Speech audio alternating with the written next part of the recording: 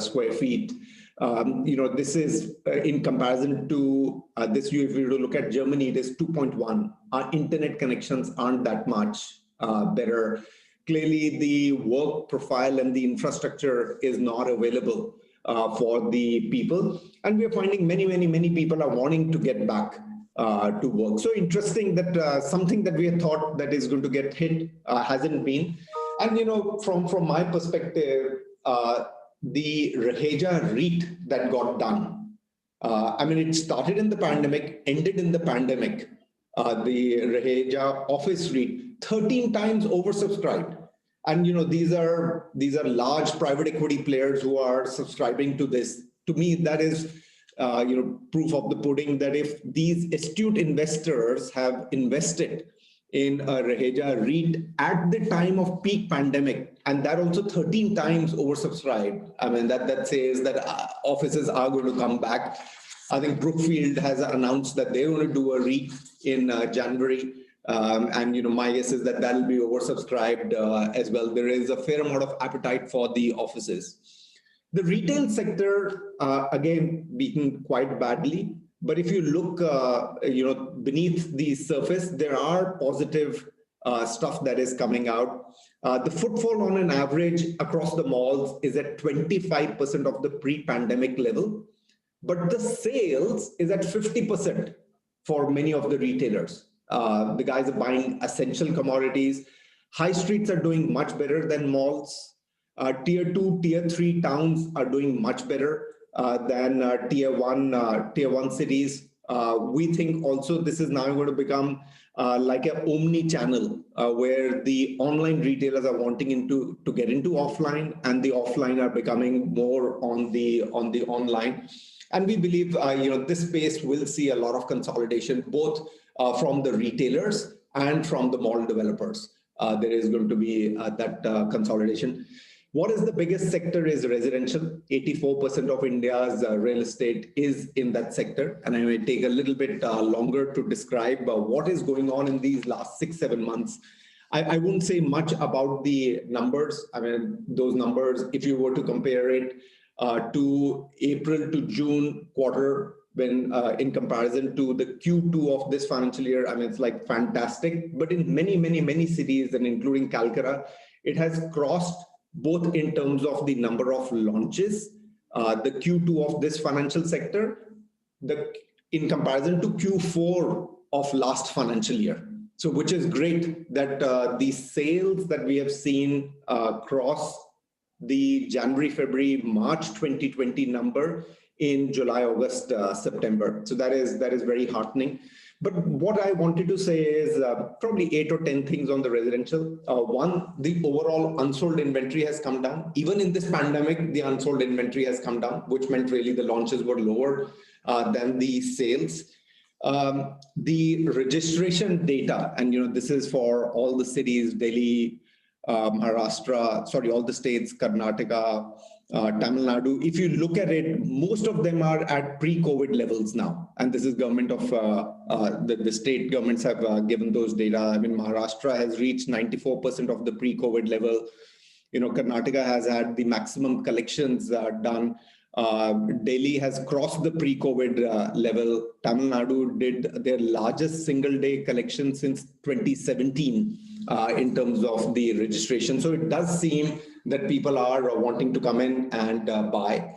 But what we have discovered, and this is an important point that I'm going to say, is that it is not for the full market that it has come back.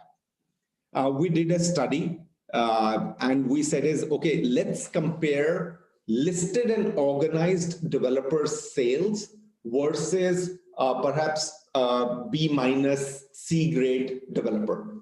If their sales as an index in January 2017 was 100 each, so 100 for the organized developer, January 2017, and 100 for the unorganized or B minus C developer, where does it stack up as of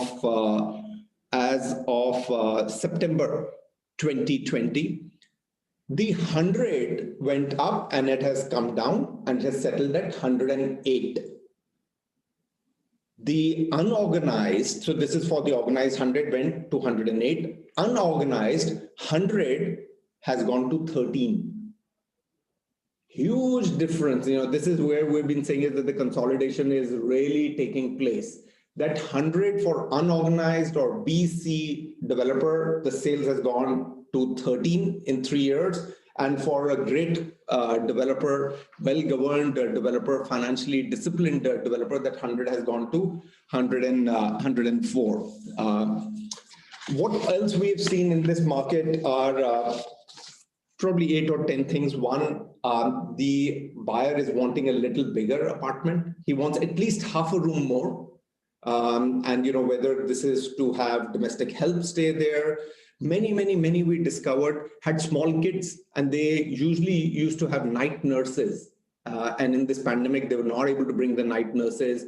Many people had aged parents living with them, where they require live-in domestic nurses, and they were not able to do it. So they have asked for half a room more, whether they convert it into a night stay for the support staff. During the day, it converts into an office. But clearly that demand has come in. Huge amount of demand for plotted developments. I mean, this is one thing that we've seen across, whether it is Noida, Bangalore, Chennai. I mean, Chennai, we launched the scheme in 30 days, 230 plots sold in there. Lots of demand across the board, and we're hearing that Godrej is now getting into plotted developments because that is what the ask is. Weekend home sales is doing pretty well. Townships, because it's safe, secure environment, walk to work, is doing well. Ready to move in inventory. Interestingly and very contradictory, luxury is doing exceptionally well. Luxury housing is doing very well at this moment in time. Millennials are looking to buy. These are the guys who used to rent it. Now they've shifted towards buying. Now, whether their spouses are telling them, whether their parents are telling them, the average age has suddenly come down by 10 years in the people who have bought over the last 6 months. We're seeing a lot of virtual site visits. Nandu, you alluded to this, that there's going to be online. So we're seeing if a guy wants to see 10 apartments, they're seeing 10 apartments virtually. And out of that, 3, they're shortlisting it, which they're seeing physically and then closing out on 1. So they're not yet closing the transaction without physically seeing the apartment. But I think it is important that guys get your walk-in videos, a walkthrough very nicely, because if it does not get selected in the virtual site visit, then the guy is not even coming in to have a look at that site. And clearly, we've seen a lot of demand come in from the NRI, particularly the GCC markets. I just want to end on one other topic, and this is the first time that we are announcing this. We did over the last 4 months a study, which is on data centers. So this you will see will become a big thing. Warehousing industrial has become a big thing. The next big thing that you're going to hear now is about data centers.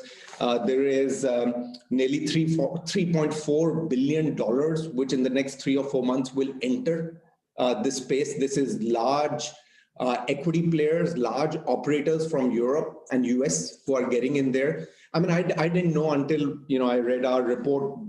India has become the largest consumer of data, period.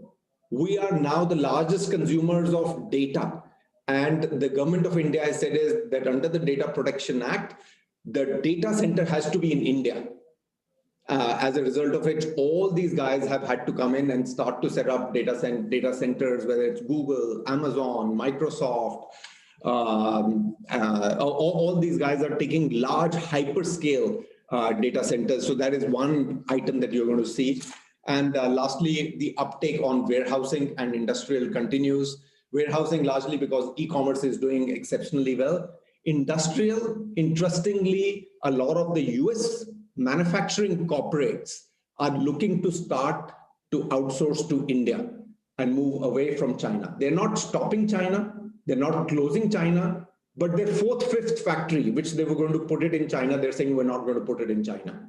And they're looking at India. I'm not saying that they've started to put their factory here. They're starting to explore. India will have to do a lot more because we're in competition with places like Vietnam and India and Indonesia, to be able to make sure that we remain very competitive and our governments remain very engaged on the policies to be able to attract the FDI on manufacturing. So that's what I had as an overall on the sector, the commercial, retail, residential, a little bit on the data centers, because I'm telling you that is one thing that you will now hear over the next 2 years, really in pretty big way, and then warehousing and industrial. With this, Paramita, I'm going to hand it back to you. Sure. Thank you, Mr. Puri, for sharing the elaborate perspective of the sector. Now we come to a very exciting part of the session, which is a candid chat between Mr. Harsh Neotia, Chairman of the Ambuja Neotia Group, a very dear person to ICC and CREDAI Bengal, is very much here, and Mr. Anuj Puri. Mr. Puri, I leave it all to you now. Thank you. Thank you very much, Paramita. I mean, Harsh doesn't really need an introduction, but I will do a little bit of a formal introduction. I mean, he's someone who's charted his path in real estate. As I said, at the start, he says that he's an accidental builder. I think pretty reluctant to have got into real estate, and today, a very big brand, exceptional work that he and his team do. Really, the businesses range from housing to hospitality to healthcare to education, does a huge amount of charitable work, lots of awards and recognitions. I'm not going to go through it. I wasn't aware, Harsh, that you were a Harvard alumni of the business school, so delighted to be able to talk to you. I've only got 6 questions, Harsh. The first is an easy one: Biden versus Trump. Who you think is going to win? Sorry, Harsh, you're on mute. Sorry, Harsh, you're on mute. I think the world would do well to have Biden, but it appears it's going the Trump way. Since it's a election for Americans, they have obviously, they have to make that choice, and it appears they're making that choice. But that's all I have to say. Yeah, absolutely. And I hope that it happens all smoothly. And there isn't, much of untoward incidents that happen, because world is certainly watching US, and it'll be an interesting story over the next 2 or 3 days as the results come out. Coming to India, Harsh, what Pradeep said and Nandu said is that, we seem to be sort of coming on more firmer grounds as an economy.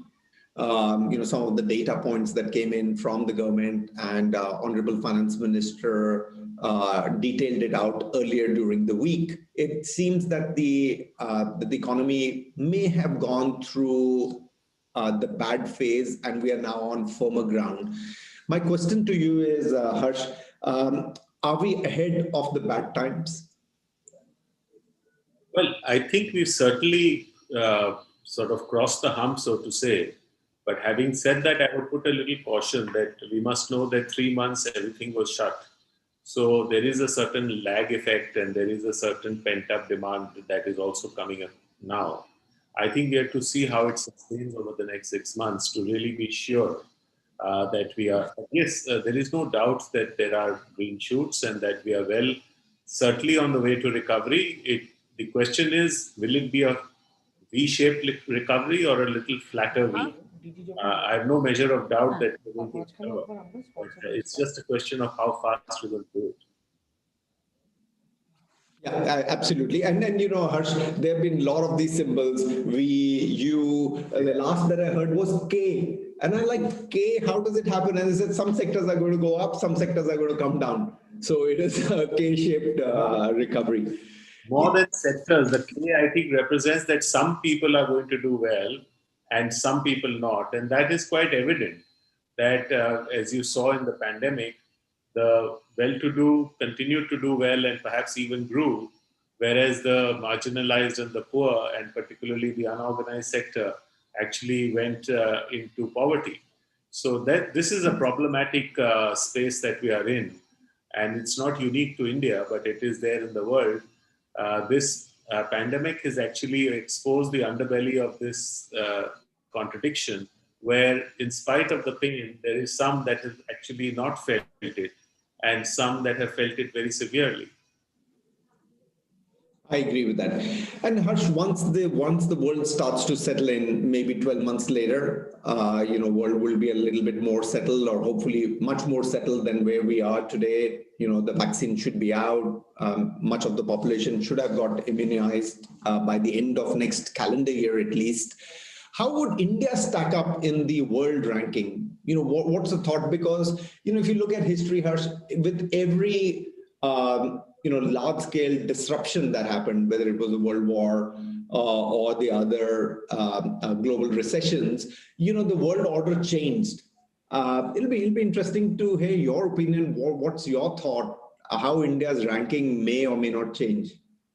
No, India certainly, in an overall sense, I don't see us not doing extremely well, and that's simply because we are so far behind in terms of, in general, the economy, that we have no way to go but up. So that's one part. But the question is, what will be the nature of that recovery? Will it be equitable or will it be highly inequitable? And that's one of the things that worry many people, and including me. And I think that's what we have to be mindful of. The other thing is that how are we going to make sure that we are able to see the entire situation of the geopolitics of the world, which is now taking a shift. The polar world with US dominating has obviously given way to now a bipolar world with China as the other pole. There is a expansionist tendency of China, how that is going to impact the trade relationships between the various countries. And we have China and Pakistan in our neighborhood, which we are having some problems with. So how that is going to play out. So I think economy is not going to be any more unrelated to geopolitics. I think these are going to somewhere converge. And one will have to see that how do we sort of manage these tensions and then continue to grow in the post-pandemic world. Yeah, and you beautifully said, Harsh. I do completely agree with you, is that it is now going to be intertwined. The geopolitics and the economies at a global level, which previously they were not. They were quite independent to each other. But I think the way the world has gone over the last 5 years, it does appear that there is going to be a lot more intertwining with very strong leadership many of the countries like India has today. Coming to our sector, Harsh, the real estate sector, which of the sections or subsectors do you think are going to do well? You are in hospitality, you are in residential, you are in office, you are in retail. What is your thought? Which of those are going to do better than the others? So very clearly in that spectrum, if you were put it, hospitality will be the hopeless bad end, and residential will be on the best end of it. But as Harsh, you say about the hospitality. I'm telling you, you're just not getting in booking in any of these hotels, particularly the ones that you have, the resort type hotels. Yeah, if you want to go for a holiday, there is a bit of a sweet spot. But I think if you want to check for a holiday into Mumbai, you'll find a lot of rooms at very cheap rates. Anyway, so I think hospitality is going to be a slow recovery, and simply because the flights haven't opened up fully, international travel is still there. And then the whole issue of digital economy taking a certain central role in the way we conduct ourselves. A lot of us would be flying across to meet each other. We're doing that over technology platforms and virtual platforms. I'm sure some of this is going to stay on beyond the pandemic. So not that everything will stay on this way, hopefully not, because I think people want to meet people. At the end of the day, we are social animals. But some of it will. And I think there will be a refiguring out that is necessary in the hospitality space. Coming to the residential, as you very rightly observed, there is people now are looking for the security of a home more than ever before. I mean, by nature, we had all become a bit nomadic. And as you rightly observed, the millennials thought that it's a big bloody pain to have a house. Why just rent it, hire a place, etc. I think there's a revisiting of that, particularly when you are hunkered in for 6 months into a space. You realize that, this is something that is very important and that you'd rather have one than not one. So that is one, and therefore the younger people are rethinking their very nomadic kind of an approach to something which may not be that nomadic. The other is, as you said, the people are looking for a little more space because everyone needs a little private space. Your children are studying from home. If you are two members in the family or both working from home, you are going to have chaotic conversations with various people disturbing each other. So I think there is need for space. So all this, certainly I feel there is a possibility of a good pickup in the residential space. But I think it will be more towards ready apartments or near ready apartments than from booking. I think people will still prefer that because if you have the money or you have the ability to sort of pay the EMIs, you'd rather move into this new apartment. And then, as you also observed, I've also seen that this bunching of demand towards more credible developers is certainly very, very high, particularly in the booking space. In the ready space, I think the difference is not so very stark. Yes. You see the product, and if someone who's not got a great track record but has done a good job, I think he'll find a buyer. But when it comes to booking, and when you don't see the product, you've just seen a plan and maybe just work started on the ground with 3-4 years to go before you're going to get possession of the apartment. I think there's a lot of fear in people's mind about completion of projects, quality of projects that are completed. And that is where your past sort of track record comes into play, a very significant role in building that trust factor with the public. Yeah, absolutely. Absolutely. Spot on. Harsh, one of the things that, over the last 4 or 5 years, much of the real estate stakeholders and particularly the developers did was leverage. You've been very averse to it. You've not been excited. You've never been tempted, on that, and expensive leverage. When the market was getting crazy and there was a huge amount of cash liquidity available, which was high cost debt, why did you not get excited, enamored, coaxed into taking this? What was it that kept you away? No. I don't think I am away from all police. We have made our own mistakes. I have much higher than. Yeah, please go ahead. So I have had my share of follies in the business. But yes, I have not been very excited about high leverage simply because you are always mindful of one thing, that life comes in cycles. And if you do something which is disproportionate at some point of time, it comes to haunt you. Now, you never know when to time it perfectly. It is true that we have missed out great opportunities when things were going up. Simultaneously, we have been somewhat saved when things didn't go so well. So now this is you can't see it in the context of 5 years. You have to see it in the context of 10 years or more. And when you see it in that, then I think this strategy looks sensible. When you see it in a shorter span of time, you usually feel like a fool because you seem to have missed out on great opportunities.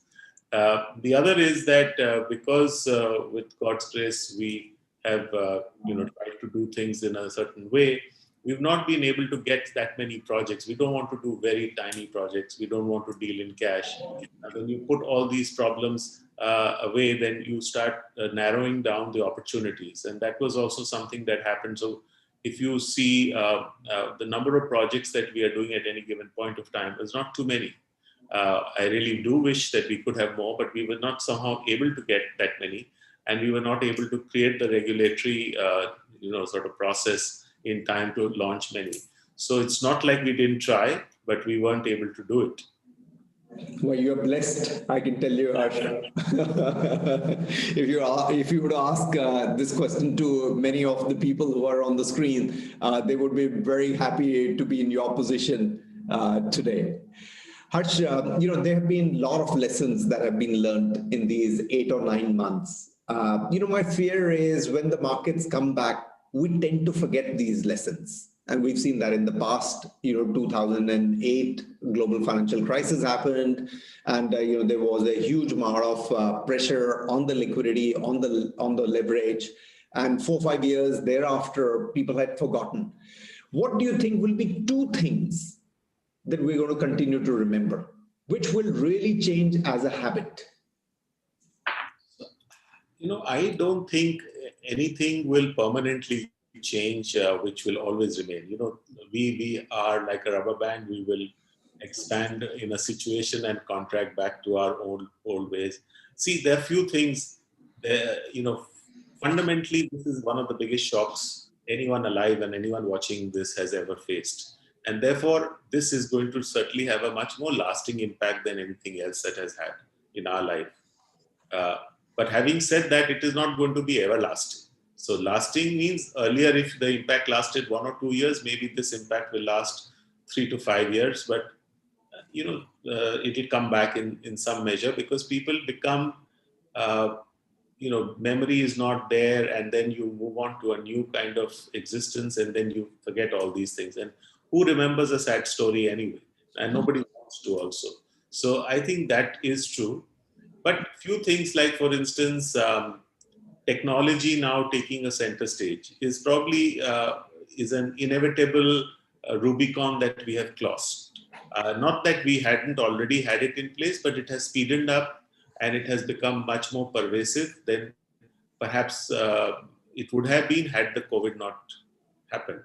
This has sort of accelerated that process in a way that probably will not go back. The second is that, there is a philosophical construct as to what happens to a person's mind. When you see the world wars, and there were 2 kinds of people that emerged. Either you become a little spiritual, you tend to feel that, all this quest for, and a lot of my friends, we are talking and we think about it, that what is this rat race all about? You've had enough time to reflect and think. And are you going to do the same things? Because when you think quietly and you think for hours, remember one thing, this is a very interesting point that I want to mention here, is never have so many bright people actually been locked down at home.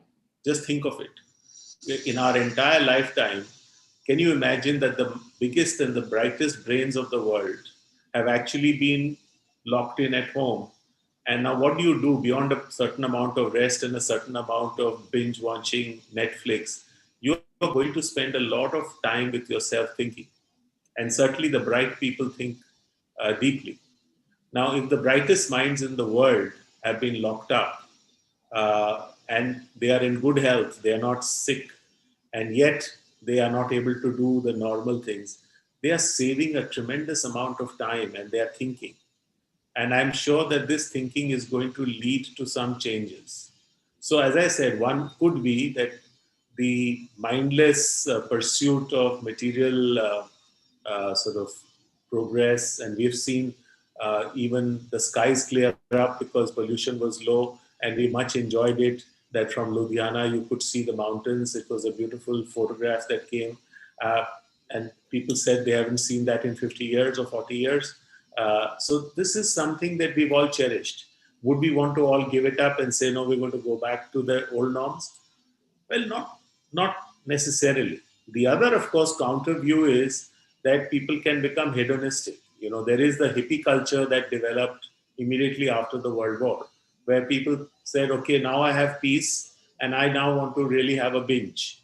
So maybe now I have the vaccine and I know I can't get infected, and let's go and party real hard because I missed it for 2 years. So I think there is going to be a split in this. I'm not. Everyone is not going to become spiritual, and everyone is not going to be hedonistic. But I think the world will split into these two types of. I'm talking very extreme kind of personalities, but there will be obviously a lot more in the middle who will kind of readjust to a new normal.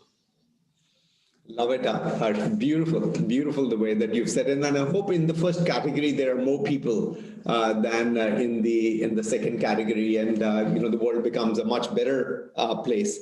Just as a caveat, if we do become more spiritual, the one casualty is that economy will actually have to be reset downwards, because it's the hedonistic variety of people that actually fuel the economy. And I'm not saying that economy is the sole and only reason for us to exist. We have many more reasons to exist, but unfortunately, we measure our success and prosperity only on economic growth.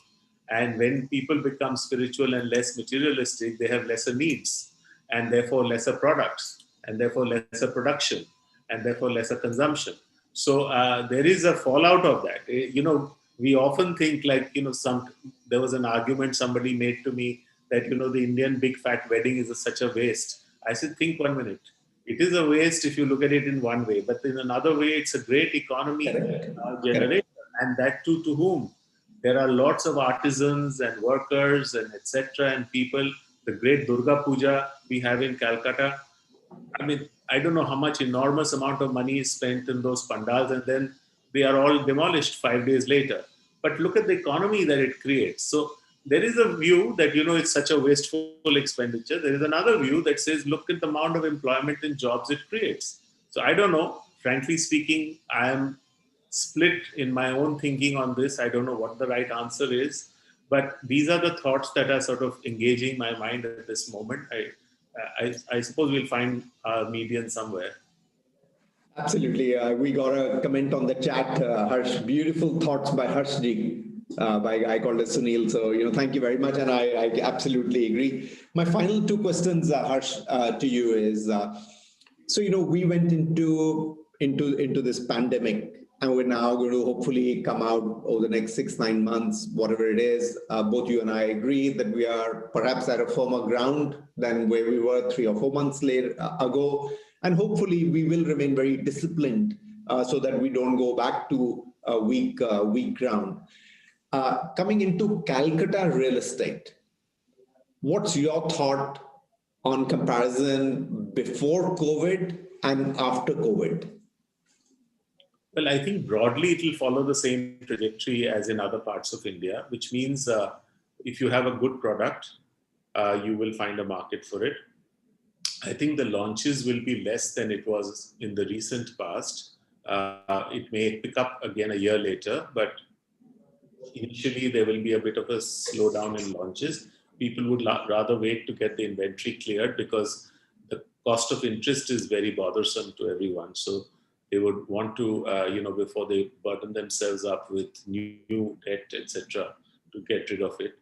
Joint ventures will perhaps take a fillip with credible developers, because some of the builders may want to exit from this business altogether, simply because the compliance cost has become onerous and expensive and troublesome.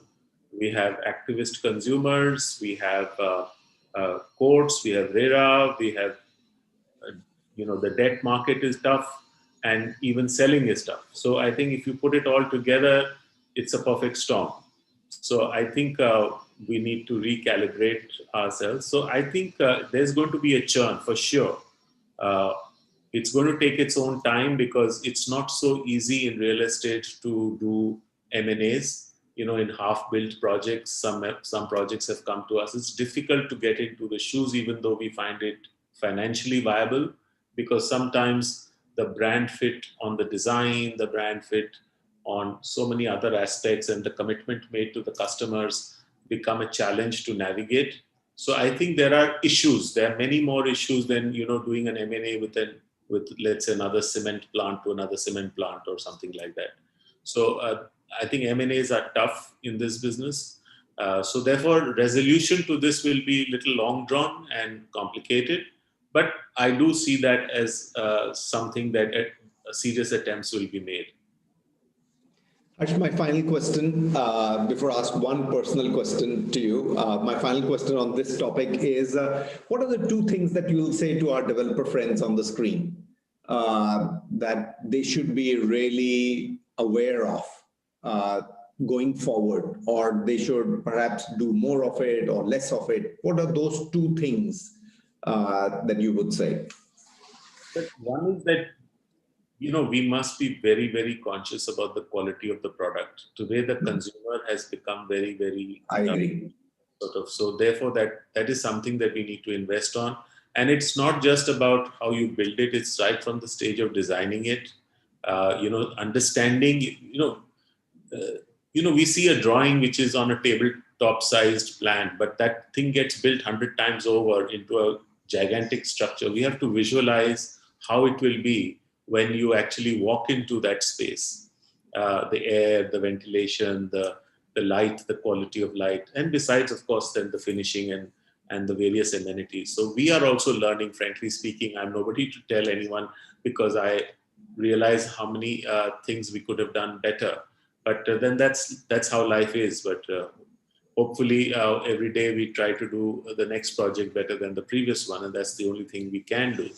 But so that's one thing. The other, of course, is that I think it would be wise to see that your debt equity stretch is limited, so that you can navigate this, because you are never sure when you will face a headwind of a low market.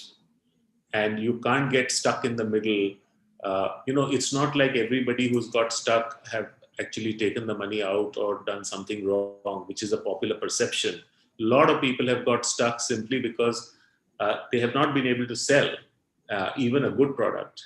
And they have not been able to sell because the markets have been bad, and they don't have a debt available for them. So they're just stuck.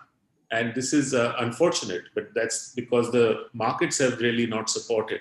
But of course, one can argue that one has to factor, but nobody factors in that if you need 200 crores to build a building, that you will have all the 200 crores. You will assume that a certain amount will be sold, and what happens if that sale doesn't happen? So this is a problem that a lot of genuine good builders have unfortunately found themselves stuck in. And I think everyone will learn a lesson from this to be a little more conservative in the future. So two things. One, just be careful on debt. And second is make sure that there is quality delivery that is happening, because the customer has become very discerning. And certainly with social media going on, it can become pretty hostile. My last one, which is a little personal, Harsh. Harsh, as a person, what would have changed January 2020, January 2021? A lot. I think... So you've grown a beard for one. That's very physical. But I think I've had the great time to actually think and reflect a lot of my priorities. I'm sure I've sort of not yet come to very definitive conclusions in the way forward. But strangely enough, in spite of all the stress, we are quite heavily invested in hospitality. We are in retail, which is hurting. We are in office space, which may not be hurting much, but it's not sort of buoyant really. And we are in residential that was shut till it picked up in the last couple of months. So 80% of my family investment was in these 3-4 areas, and all of them were very, very badly hit. So I've never faced a crisis of this magnitude in my life, and therefore, for the first 15 days, it was very, very disturbing. But then I realized when I saw the pictures of the migrant workers on the television, and I was sitting, and I remember one particular show really hit me, because I saw people trying to, eat from food thrown on the ground, and carrying children on their head, and walking with blisters on their feet with scorching temperature and thousands of kilometers. Something moved the needle in me, and I said, what am I complaining about? Here I am sitting in home, air conditioned. good food to eat. I have fortunately enough space in my home even to do my morning walk, even if I can't go out. Uh, what am I complaining about? Just because if my wealth was X, it has become half X or uh, one third X, whatever it was. I mean, that's all that has gone. And it's not like I'm in the road. So when I saw that, something shifted and I said, no, I must wake up to be grateful, not to be complaining. Grateful that I have not got COVID till now. That's a very big thing. Grateful that I live in a home with loving family members and that fortunately all of us were safe and well. And grateful that we were not in the plight that so many of our countrymen were. And I think that sense of gratitude is something that I will carry with me forward, because that is what I learned through this pandemic. And not to complain about what didn't happen or something that went wrong, but to really be grateful for what we have. Beautiful, Harsha. As always, it's absolutely an honor to have a conversation with you. Very candid, very honest. You're a very compassionate man. Which comes out from every word that you speak. There's so much for all of us to learn from you. One of the things that we're going to all take away today is this word grateful or gratitude. This is very powerful, and it is true.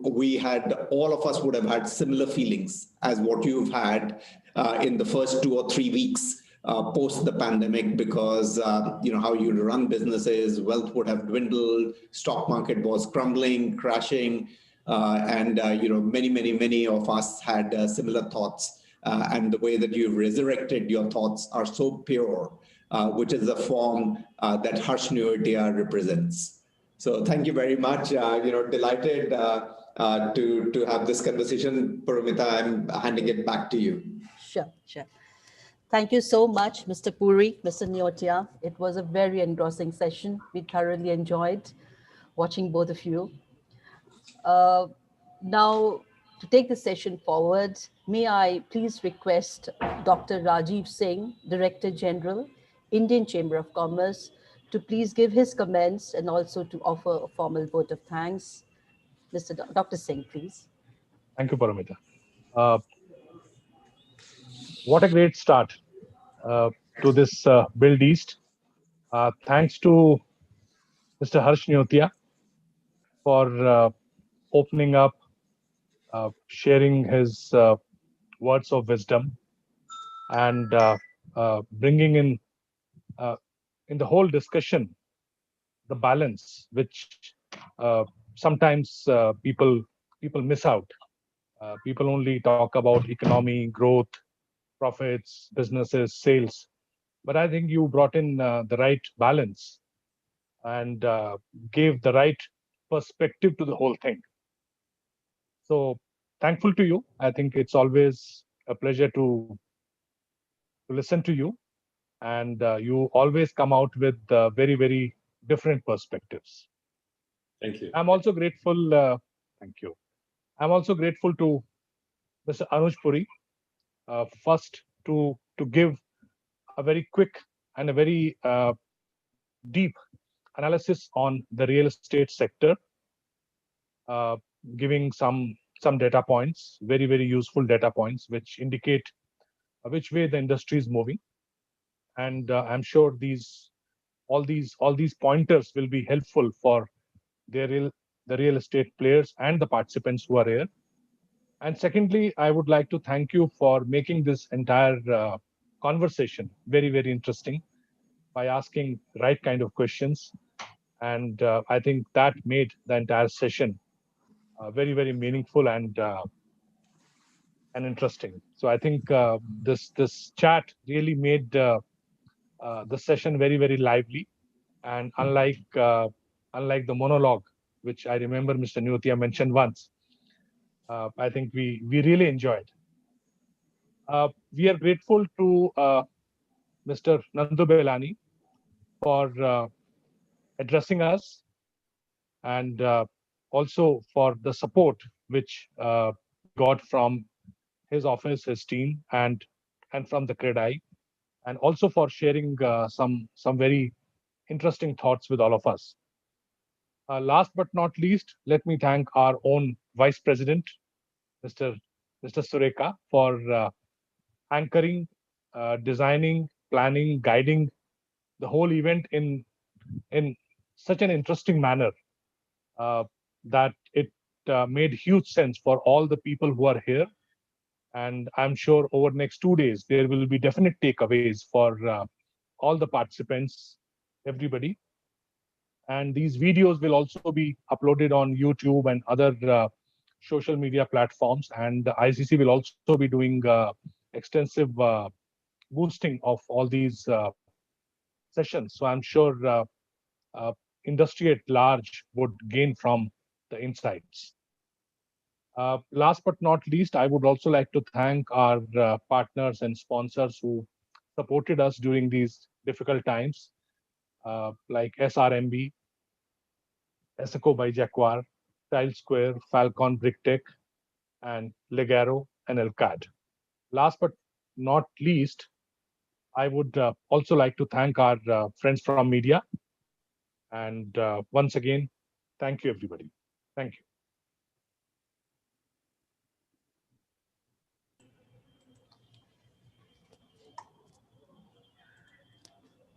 Thank you, Paramita, Dr. over to Singh. you now. Yes, thank you, Dr. Singh. So thank you, our distinguished guests. Thank you. Thank you, Mr. Harsh Nyotia, Mr. Puri, Mr. Balani, Mr. Sureka. We now end this session, but that takes us to the beginning of two very exciting sessions that we have for the day. The next session will be affordable housing, the remedy for India's housing deficit. This will be chaired by Mr. Puri again, and joining him would be Mr. Nandu Bilani, President CREDAI Bengal. He will also be joined by Mr. Subodh Runwal, MD, Runwal Group. Mr. Runwal is an experienced professional who has more than 20 years of experience behind him. And he is an icon in the field of real estate again, and has very iconic projects under his supervision. So thank you, Mr. Subodh Runwal, for joining us. We will be also joined by Mr. Ravi Agarwal, co-founder and MD, Global Signature Group. Thank you, Mr. Ravi Agarwal, for joining us. The other two speakers in the panel today will be Mr. Murali M., CMD of Shriram Properties. Thank you, Mr. Murali, for joining us. Pleasure to have you with us. And Mr. T. Sriraman, Head Residential Buildings, L&T. So the session is for about an hour, and we start the session with the remarks of Mr. Anuj Puri. Mr. Puri, sir, I request you to please take the proceedings forward. Thank you. Thank you very much, Paramita. It's an absolute delight and an honor to be with the panelists that you just introduced. They come with a huge amount of experience, exposure. They come from very different geographies where they specialize. They also have a lot of categories that they really get involved in the real estate, and a huge amount of learning and experience that we will try and bring it out over the next 50 odd minutes. So thanks for setting this up, Paramita. I'm going to go to Nandu first to you, given that this is being held in Calcutta in Bengal. And more importantly, you represent CREDAI at a very senior level, given the president of CREDAI East. Nandu, my first question is, you did huge amount of representation to the government, and not only to the government, to the RBI as well. And honestly, we all are thankful to the way that you got engaged with the government, with the regulators, including the RBI, and we've seen some positive things come out of it. I just want to understand from you, were you expecting more? Do you think that the government sort of delivered on what it was required? Or do you think there yet is more that needs to be done? Thank you, Anuj. I think we have made various representations to the central government as well as the state government. And I still feel a lot needs to be done, though some has been done.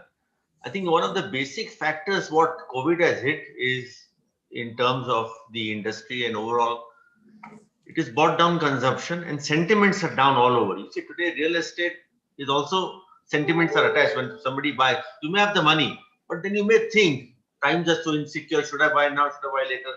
I think one of the major factors that we approach the government at this state level as well as central level is to get the demand going. So when sentiments are down, you have to boost the customer with some kind of a shop that he's attracted to buy.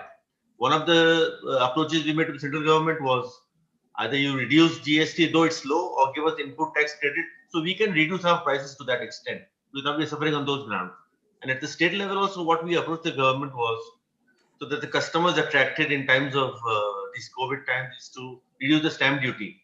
We have made this representation. The state government is still in two minds whether they'll do it or no. These are the two major things that we did for increase in demand. There are a lot of other issues that the real estate industry needs from the central and state government, which we have been on an ongoing basis, like the income tax benefits, that 43A and 56C, where 30% tax is paid in terms of the differential value between the IGR value and our sale value. This is a long-term thing which we already approached the government, but they've still not addressed that. And state level, what we face is the IGR values. You see, IGR values, there's a disparity between the IGR values that is and the transaction value. In a lot of areas where there's an anomaly. These are the things we have approached the government to do. And again, see, today we are at COVID times where apartment selling is a struggle, though it's picking up. Then they have a period of 2 years. After 2 years, if you don't sell it, you have to pay a notional rental value, which is again, I think, absurd. At one end, you're saying you can't sell below this price, below the IGR value. The other end, you're saying we'll tax you for unsold stock. So these are the approaches we have made, and we have got some headway, but not total. It's still a lot to do going forward. But Nanda, honestly, I must compliment you guys. Huh? You did a fantastic job in this. And, we've seen that. I mean, certainly I'll come to Subodh a little later. But, Maharashtra has brought down the stamp duty and done a huge amount of uptick. They brought down the stamp duty from 5% to 2%. But not only that, they did it for a limited period of time. So which is only till 31st of December 2020. So that's where, you're going to be able to spurt up the demand. So for the first time, we really saw that the state government getting into, improving the demand by getting in these measures. I hope West Bengal government does follow because overall, if you were to look at it, Maharashtra government has made more money during this period than they would have otherwise made. I have two more questions, Nanda, to you. You're a dominant player in the Calcutta market. My question to you is that how are you and your team coping up with the change in the working style and ability to understand the current dynamics of real estate in Calcutta? What are the thoughts that you're doing? What's your team really thinking? See, frankly speaking, these COVID times were tough. There was a total drop in demand. First quarter, I'll break it up into 2 quarters. One is April to June. The other is July to September. April to June, there was totally zero business because people were locked down most part of it, and they had more other concerns than to buy a real estate apartment. But again, what we see from July to September, the demand has picked up. So there was a pent-up people who were looking at apartments in the month of March, would not buy, have come back, the pent-up demand has grown. And major changes, what we are seeing, people who are coming back, they have different preferences as far as buying of apartments is concerned. They are looking at slightly bigger apartments and extra room. A room is very important. Supposing a lot of the younger generation, they want extra room to work from, if they work from home. So they're looking at larger, one smaller room and larger living spaces. So they look at this again after a few years down the road. It could be another catastrophe. You will be locked down at home. insecurities are there. So bigger living spaces here. So for some of our upcoming projects, we've gone back to the drawing board, redesigning those, trying to give more rooms and larger living spaces. One of the changes we have made. And you see, multi-generational families are looking for larger apartments so they can create separate spaces for different generations. This is again another requirement that is coming. As I told you, study is a big requirement, study rooms for work from home. And what I'm seeing, as we had already addressed this earlier, the millennials are looking at buying apartments because they see it's more secure to own an apartment than to be a rented apartment, where you could be thrown out after 3 years. So they're looking at security. It's a hard asset that you own. When you're in any insecurity, like there's a war or something, you need a hard asset to encash on or be secure. Rental apartment never is secure. So I see these millennials are going for apartments who were not going earlier because they saw the yield at 1%, 2% of the capital value. You could get an apartment. Today now they're going back. They don't mind spending that extra money, but owning the assets. So these are the changes I've seen post-COVID. And I agree with you, Nandu. It's a very, very important point is that I think many of the developers perhaps need to go back to the drawing board and look at the sizing because, we were just compressing everything. And it's sort of increasing a little bit, whether, as you rightly said, is, whether it's the living space that they want more, whether it's half a bedroom that they want more, clearly there is a redesigning that perhaps needs to be looked into, given, what the thought of the buyer is.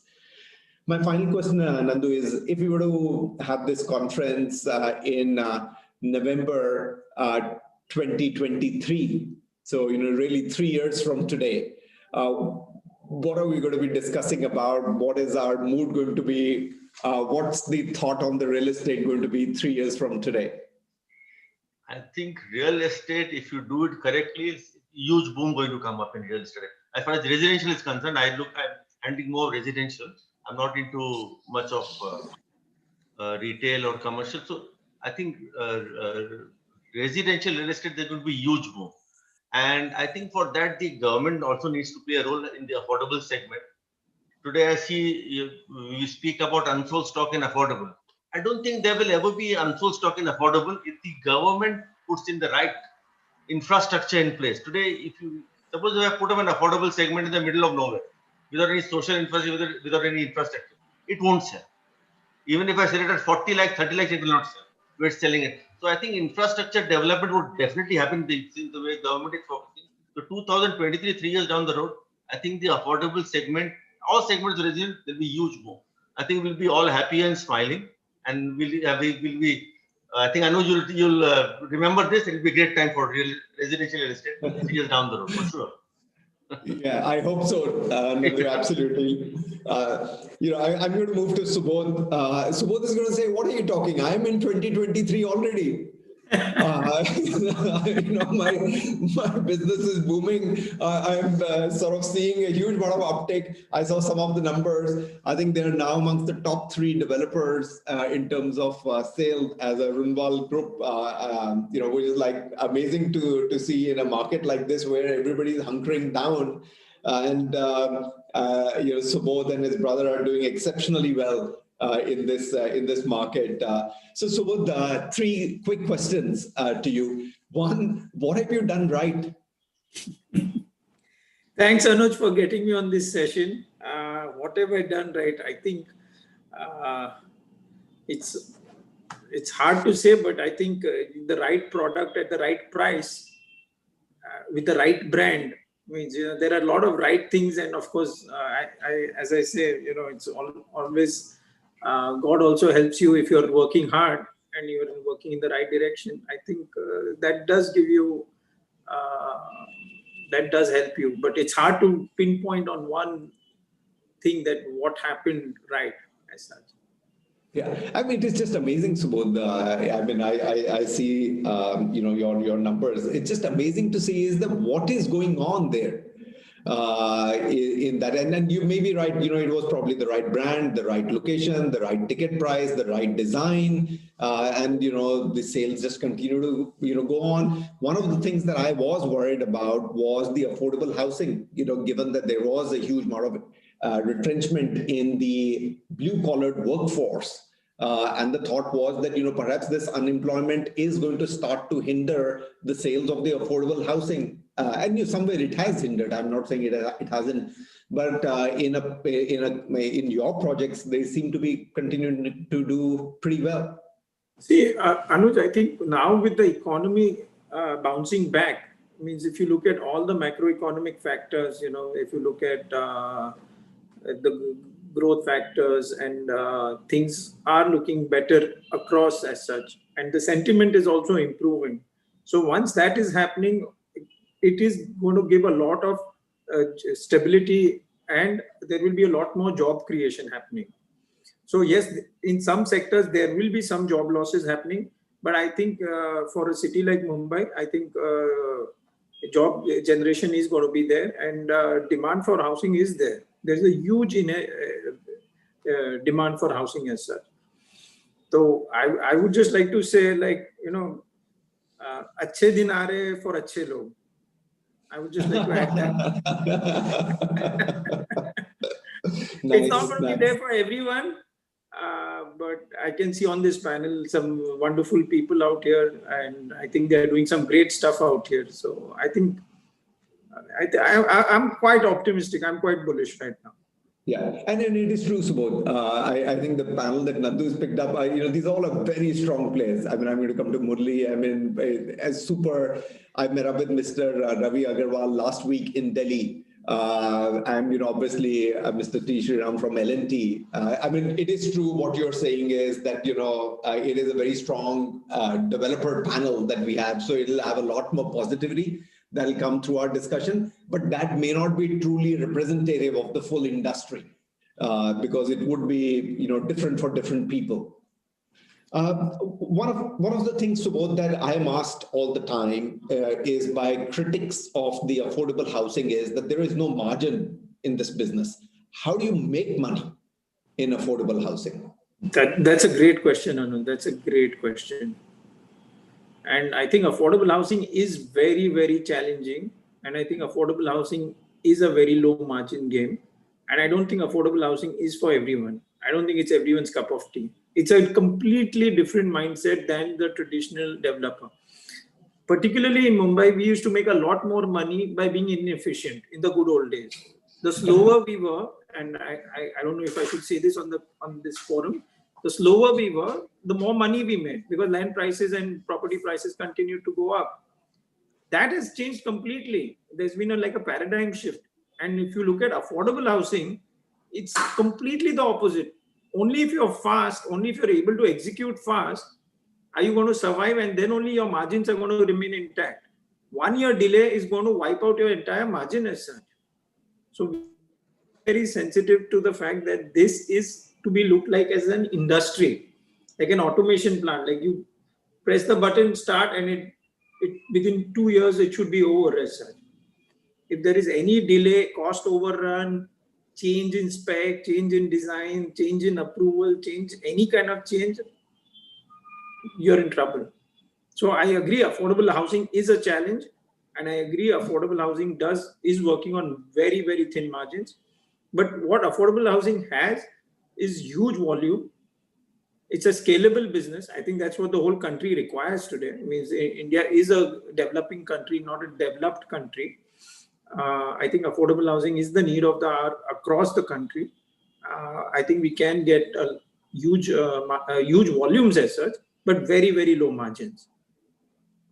And Subodh, I've always got intrigued, with corporates like yours. Unlike in the Tata, where there is a Nano and there's a Jaguar, there are two different teams, different mindset, different management, different thought processes. In your team, there is a 20,000 rupee product or even more, and there is a 5,500, 6,000 rupee product as well. I was like, 3x difference in there is. How do you guys wear those hats? You're wearing a different hat one day, you're wearing a different hat one day, ability to appoint architects, spend money on construction is very different to a 20,000 rupee. But the same team is also then involved in the branding, positioning, appointment of consultants for 5,500, 6,000 rupee product in a city like Bombay. See, the basics of buying a house, Anuj, whether you're buying a 20,000 rupee house or a 5,000 rupee house, the basics remain the same. It is you're building a product for what the customers require as such. The only thing is the pricing is lower, but you have to give them the facilities, the amenities that they are looking at. So I think the basic strategy for what a customer looks at remains the same. Yes, but what is different is how fast can you do it? How efficiently can you do it? How can you reduce your wastages? So this requires a lot more management as such. So it's like a 24/7, you're on the treadmill if you're doing an affordable housing project. Interesting. No, that is very true. Is that affordable housing is like a treadmill that you're on it 24/7, perhaps a little different to some of the other projects. Murli, I'm going to come to you. I can ask you like 100 questions and still not run out of questions, Murli. And we can spend probably 3-4 hours. I mean, the amount of knowledge and experience and exposure you have of the various geographies.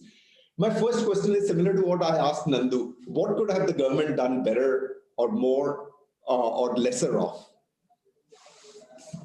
Sorry, Murli, you're on mute. Thanks, Anuj, for taking me into this panel. Let's look at, what is most critical as a nation. Eastern region has a population of close to about 22.69 crores, which is about 17% population, whereas South India has got 18% population across the country.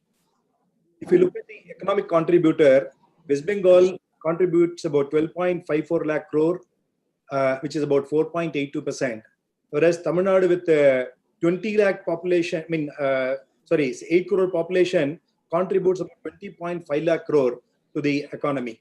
And Karnataka contributes about 17 lakh crores with much lesser population, whereas West Bengal has got a population of close to about 10-12 crores, whereas Tamil Nadu has got a population of about 8 crores, Canada has got a population of about 6.5 crores.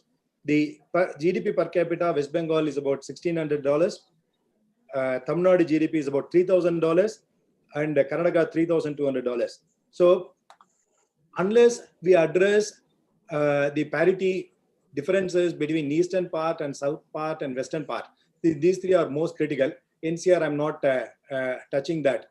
So that's a political power center. If you address this, it's better not to touch that. So we're going to bring the right balance between these three. Then only as a nation, we will grow balanced. Otherwise, we saw that when COVID has created complete imbalance. From during there was a story when Shiva got married, the whole population moved up to north. So there was a problem in south. He had to send Agastya to southern tip of the country to balance. Now even those days it has happened. Unless we get the right balance here, there will be a problem. During COVID, we saw migration, reverse migration, in a very big way. To most of our laborers from West Bengal, Bihar, this Jharkhand, UP. So these are all the places we brought close to about 4,000 people from West Bengal and Jharkhand. So this is a big number. So unless we address this challenge, as a nation, we need to do this. Government of India also, the moment 2014 onwards, they have addressed quite a lot on northeastern region, including trying to create a equivalent of Silk Road and opening borders between Bangladesh and us. So quite a lot of things have been done, but is it good enough? Not. There is another statistics in the last 34 years. I have some information. I do not know. Nandu can correct me if it's wrong. West Bengal government has produced 35,000 homes only in the last 34 years.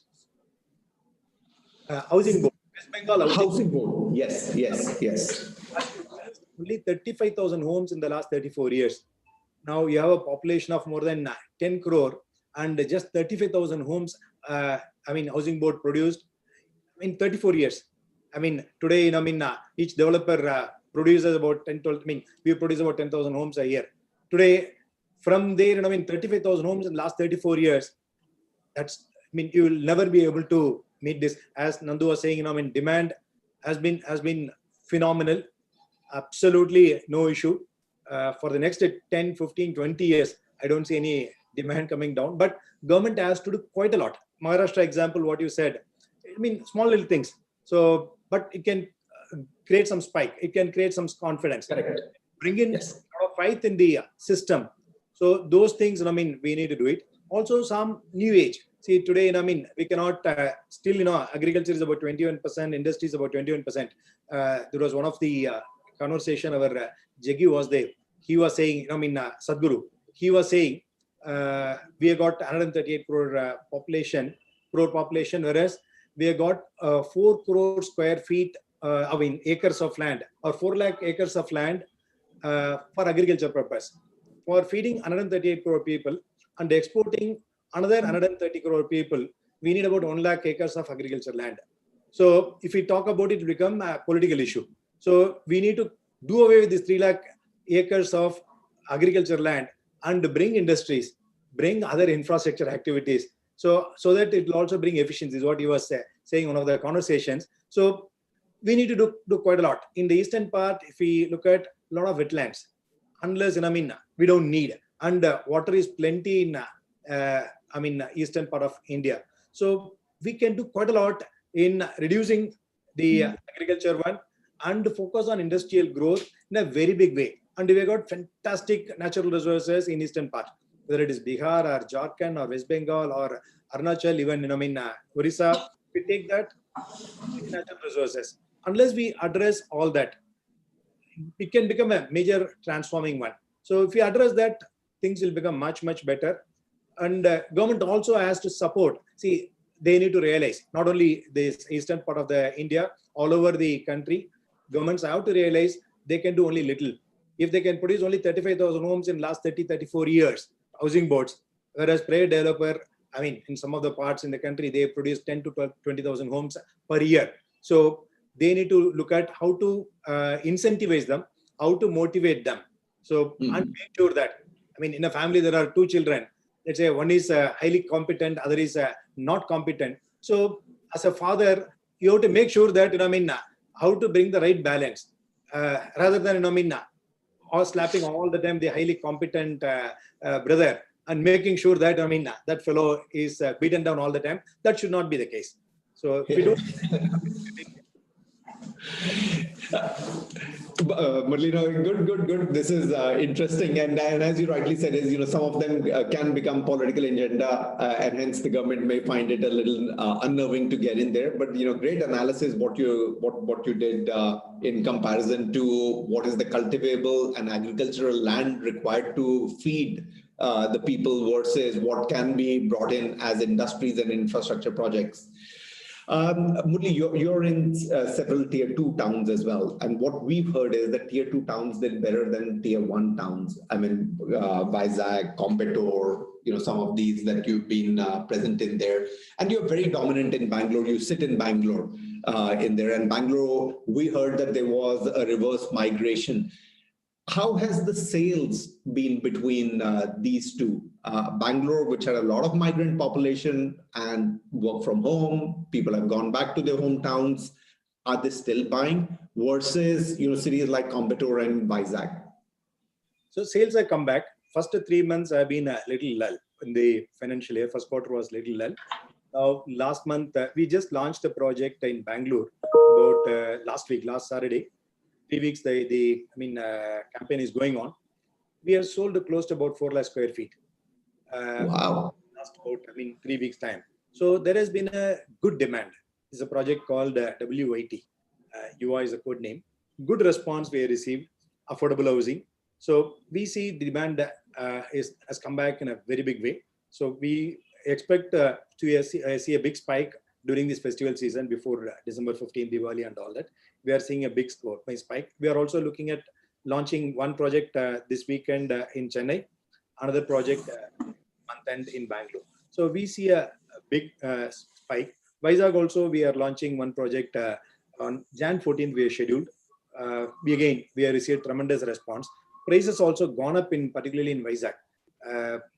Vizag and Coimbatore have seen some increase in the prices today. So, but not a big volume, but price increase has taken place now. So we see a big potential for growth, including Calcutta. Calcutta, I mean, we have got one affordable housing project. We launched on March 7th. We did the campaign, 7th March we launched, 24th March, COVID has hit us. But during that lockdown period also, Calcutta responded very well. We have sold about 400 units during that 4 months period. Now, last month, we have sold about 180 units. Good response. Again, we are looking at doing some good numbers in November, December. And then, Murli, who are the buyers of these apartments? Which category do they come in from? Are they salaried, business, age profile? Mostly, just a little bit more color. Currently, now, earlier, we always cater to the end users. Even then, maybe about 8 to 10% were investors community for us. Today, that has come down further. The end users have gone to 96, 97%. So that's one major shift which has taken place. And also the site visit conversion rate has significantly gone up now. So only people who are very, very serious, they are visiting the site. Earlier, the site visit conversion used to be about 6 to 7%. Today, it has gone to 23% in the last about 3 months' time. So people who are very serious only visiting the site today. So that's one big advantage. And the age group also, it's about 26 to 35. So today, that's the big percentage today. 26 to 35 is a very big number. They are all regular employees, maybe first-time home buyers. See, there are a few things, on the PMA scheme, there are a lot of advantages for the first-time home buyer. So, savings getting shifted here. And stamp duty, for example, Chennai, they have reduced the stamp duty for ready-to-move-in homes from 8% to 2%. Suddenly, we saw about 20,000 homes got registered in last 1 month. It's a big number. So something like that, if government starts stepping in, maybe this is the time, crisis. Every month, probably government. If I'm running the government, I'll come back with every month some small little scheme. So that, it can bring some confidence in the customer's mind. Then the momentum will come back. The momentum comes back and leave the boy to run on his own. But maybe next 6 months' time, small little thing. For Chennai, they have done a fantastic job. So we are batting in Karnataka now. I'm sure should happen. We expect again stamp duty deduction like Maharashtra, what they've done. So all that can create some kind of a customer boosting sentiments is what I feel. Yeah, and then Nandu, this is an important point because if you look at it, most of the state governments are following that. What Maharashtra has done, what Tamil Nadu has done, where they've actually brought in the stamp duty, and we've seen the spurt in the demand. Murli is saying is that 20,000 homes got registered in Tamil Nadu. Clearly, the data that I announced earlier on Maharashtra has shown the pre-COVID level collections that have happened. I think it'll be worth you speaking with the state government in West Bengal as well. Murli, two final questions. One is you've always been very aggressive on expansion. Is that aggression continuing? Yes, we are going very, very aggressive. During lockdown, we have finalized about 6 new projects. We are looking at aggressively adding more number of projects. As you know, Anuj, the consolidation is the game today. So, we don't expect more than 10, 12 players in every market. So that throws a big opportunity from other players in the real estate industry, and as well as a lot of banking institutions. They are coming with a lot of projects. So we are going very aggressive. This opportunity to corner quite a lot of new projects, and we are looking at aggressive growth. And finally, Murli, what's the plan for the IPO? Let's wait. Still the financial market has not reacted positively. So, as Subodh was saying, during COVID, all the gyms are closed. But you need to keep yourself fit. So you need to find that keep running. That's very important. You cannot say that gyms are closed. So, there is no treadmill. You need to find it to keep running. So that's very important. So we keep running. Fantastic, Murli. As I said, we can continue to talk given your expanse of knowledge and the exposure of various cities, right from Vizag, Coimbatore to Bangalore, Chennai, Calcutta. You are embarking in Mumbai as well. So, good luck with the expansion that you continue. Mr. Ravi Agarwal, I had an opportunity to spend time with you last week in Delhi. It was my first travel on the flight in 7 months. And I'm delighted I've met up with you. To Murli's point, I don't know how you bucked the trend in NCR when the NCR is the hotbed of all troubles. And Signature Global, your brand continues to buck the trend. We've seen various investors like HDFC, the World Bank investing into Signature Global, and you just absolutely are a selling machine. And in the right word, selling machine, because delivery is following very quick pace with that. My opening question is, what is the secret that whilst every other player or many of the players in NCR have succumbed, Signature Global has bucked that trend? First, I want to thank you. And this panel is a great eye, and Mr. Puri, and such a great panel. I am feeling very honored to be part of this kind of panel, and that kind of positivity is going on in this panel. It's tremendous. It's wonderful, and I'm feeling very honored and to be part of this. Secondly, if I'm continue with Hindustan is fine, everyone? Yes, absolutely. Bilkul sahi hai, Ravi ji. Absolutely. जितना भी lockdown में हम लोगों ने experience लिया Covid के अंदर, और उससे पहले भी एक्सपीरियंस लिया, लॉकडाउन में एक बहुत बढ़िया एक पॉजिटिविटी आई। क्या हम कोविड के अंदर सब लोग बहुत पैनल में डिस्कशंस करते हैं, और I think so mister Runwal ने वो जिक्र किया, मिस्टर मुरली ने वो जिक्र किया, और बहुत पॉजिटिव चीजें भी आई।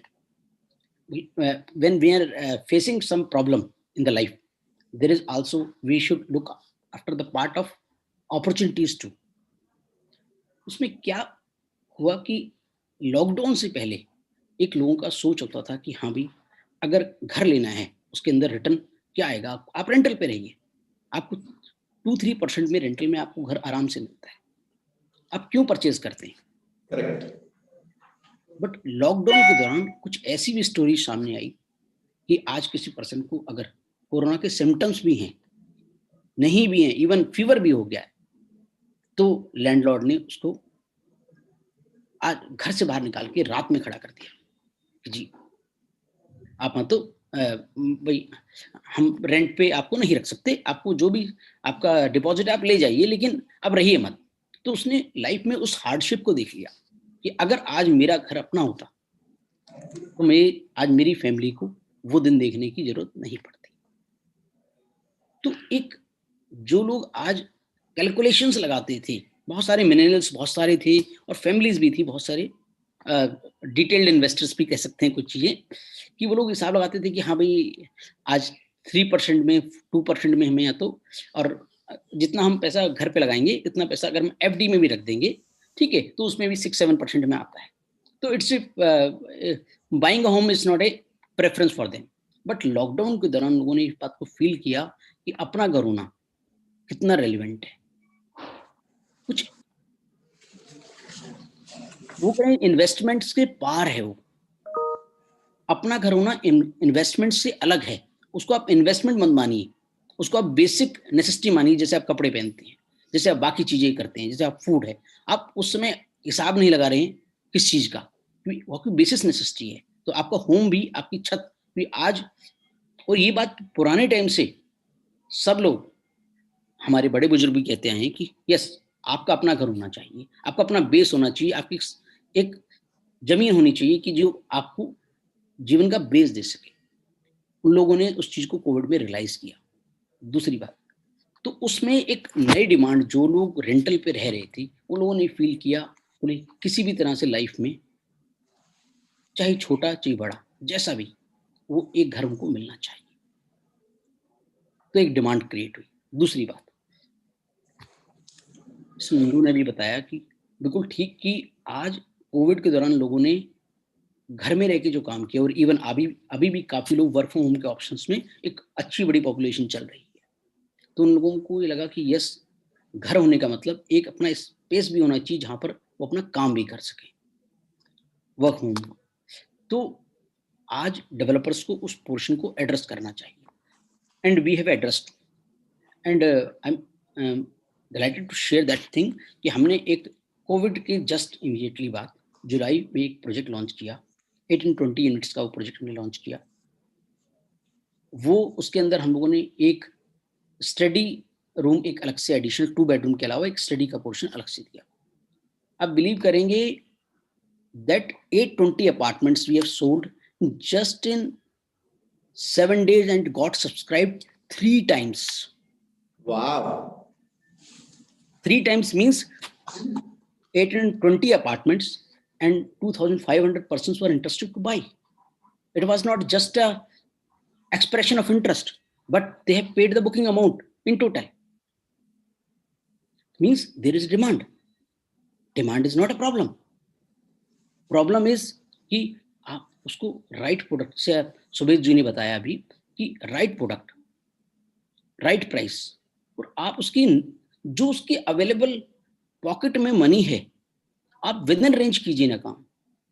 प्रॉब्लम थोड़ा सा हमारी कम्युनिटी की भी प्रॉब्लम है ये कि we develop what we want and we need to develop actually what the customer wants. It should the need based analysis kind of product, not just what we wish. It's their home. They need to decide what to buy and what is then in the pocket. Secondly, और इसी trend के दौरान being in signature global, इस साल के अंदर करीबन हम लोग we are going to launch around 15,000 odd apartments in this year only, and we have launched 3 projects, and in the coming week we are launching 3 projects more, and till the end we are going to launch and around 10 projects in this financial year only, from May to March, and customer is responding very well. दूसरा home loans के rate, I think so this is the best time. home loans के rate आज lowest minimum है historically. This is the best time to buy for them. आज 7.5% पे home loan हो जाता है, और उसके बाद भी आप पीएमआई का अगर बेनिफिट काउंट करें तो it just costing 4%. Even and the offshore lending is the LIBOR. It is below LIBOR. It's a minus LIBOR. If 6% is the hedging cost from offshore to onshore, that is minus 1.5%. You are taking the home. You are taking the home and you are also earning interest out of it. Third, lockdown में थोड़ा सा मुझे जो feel हुआ, lockdown क्या इसने हमें बहुत कुछ अच्छा सिखाने को दिया कि हमने आज तक जो ऑनलाइन का जो प्लेटफॉर्म है डिजिटाइजेशन, वो लॉकडाउन के थ्रू बहुत ज़्यादा अच्छा हुआ कि भी आज अगर इंडस्ट्री के पास सामने ये समय आ गया कि भी आज आप 3 महीने तक फिजिकल नहीं हो सकते, तो you have to go digital. हालांकि सिग्नेचर ग्लोबल में हम पिछले 6 साल से डिजिटल पे काम कर रहे हैं लगातार, और इवन और डिजिटली ही even sometimes we have sold 100% of the project on online itself, not just physically but online 100% of the project. And even this project which I am talking about in July, it was one time subscribed in online itself, not just offline. When the customer is making payment online, you have to think above the way. And दूसरा कुछ चीजें ऐसी हैं जो शायद I think so Maharashtra government ने जो stamp duty वाला काम किया is a wonderful thing, but 2-3 चीजें ऐसी हैं जो I think so central government को थोड़ा सा एड्रेस करें तो अफोर्डेबल हाउसिंग जो लोगों की नीड है, जरूरत है, और उसमें वॉल्यूम है, मैन्युफैक्चरिंग फैसिलिटी है ऑटोमोबाइल की तरह, जिस तरह से सुबोध जी ने बताया बिल्कुल वैसा ही है, low margin high volume, but it is addressing the real need of the people. आज 3 साल पहले बजट में गवर्नमेंट ने अफोर्डेबल हाउसिंग को इंफ्रास्ट्रक्चर का दर्जा दिया था. They have given the status of infrastructure to affordable housing, but it is not yet notified by the RBI. When we are taking funds from the banks, they are saying you are a normal real estate player. Our weightage in risking is the same like a normal real estate developer. I think so government can Mr. Nandu is a great person who can pursue for that. We entire support to you. तो infrastructure का अगर affordable housing में अगर वो RBI notification कर दे तो हमारी cost of boring very good point वो शायद घट सकती है, रिस्क वेटेज अफोर्डेबल हाउसिंग का कम हो जाएगा। I think so home loans के अंदर उन्होंने इस चीज को एड्रेस, अभी रिसेंटली एक नोटिफिकेशन 13 सितंबर को I think so it's came, and home loans के अंदर आई थिंक सो उन लोगों ने अफोर्डेबल हाउसिंग को उन्होंने वेटेज को बेटर किया है कि उसको वेटेज को घटाया, तो उससे होम लोन्स पे शायद रेट ऑफ इंटरेस्ट पे और बेनिफिट आ सकता है। I think so 50 basis point or the 100 basis point, it can be reduced further. But my final question to you, Raviji, is that how many apartments had you sold last financial year ending March 2020 versus how many will you sell this financial year? I think so this financial year will be 1.5 times more than the sales of the last year. Kya baat hai, kya baat hai. Wow. And I don't know whether you can speak about the numbers. What's the quantum? Last year around 10,000 apartments we have sold, and this year 50,000 apartments we are going to sell. My God! All these who are on the screen, their teams in the offices are going to have hard time after this panel. They're going to say, well, Mr. Ravi Agarwal says 1.5 times of last year, 15,000 homes. What are you doing? So अभी तो बड़ी problem आने वाली है रवि जी आपके इसके बाद तो अभी सेल्स मैनेजर्स को अभी बुलाया जाएगा अगले 5 मिनट के अंदर और बोला जाएगा बॉस ये क्या है तुम्हारा, तुम दिखाते हो कि हम नीचे आ रहे हैं, यहाँ देखो सिग्नेचर ग्लोबल बोलता है 50% ऊपर जा रहा है, and on those large numbers in that is fantastic. Thank you very much, Ravi. I know we are short on time, so I'm going to move on to Mr. Sriraman. So I've got 3 questions because you are the only one whom we have on panel who understands truly the design and construction from your company's DNA perspective, given you are the head of residential buildings.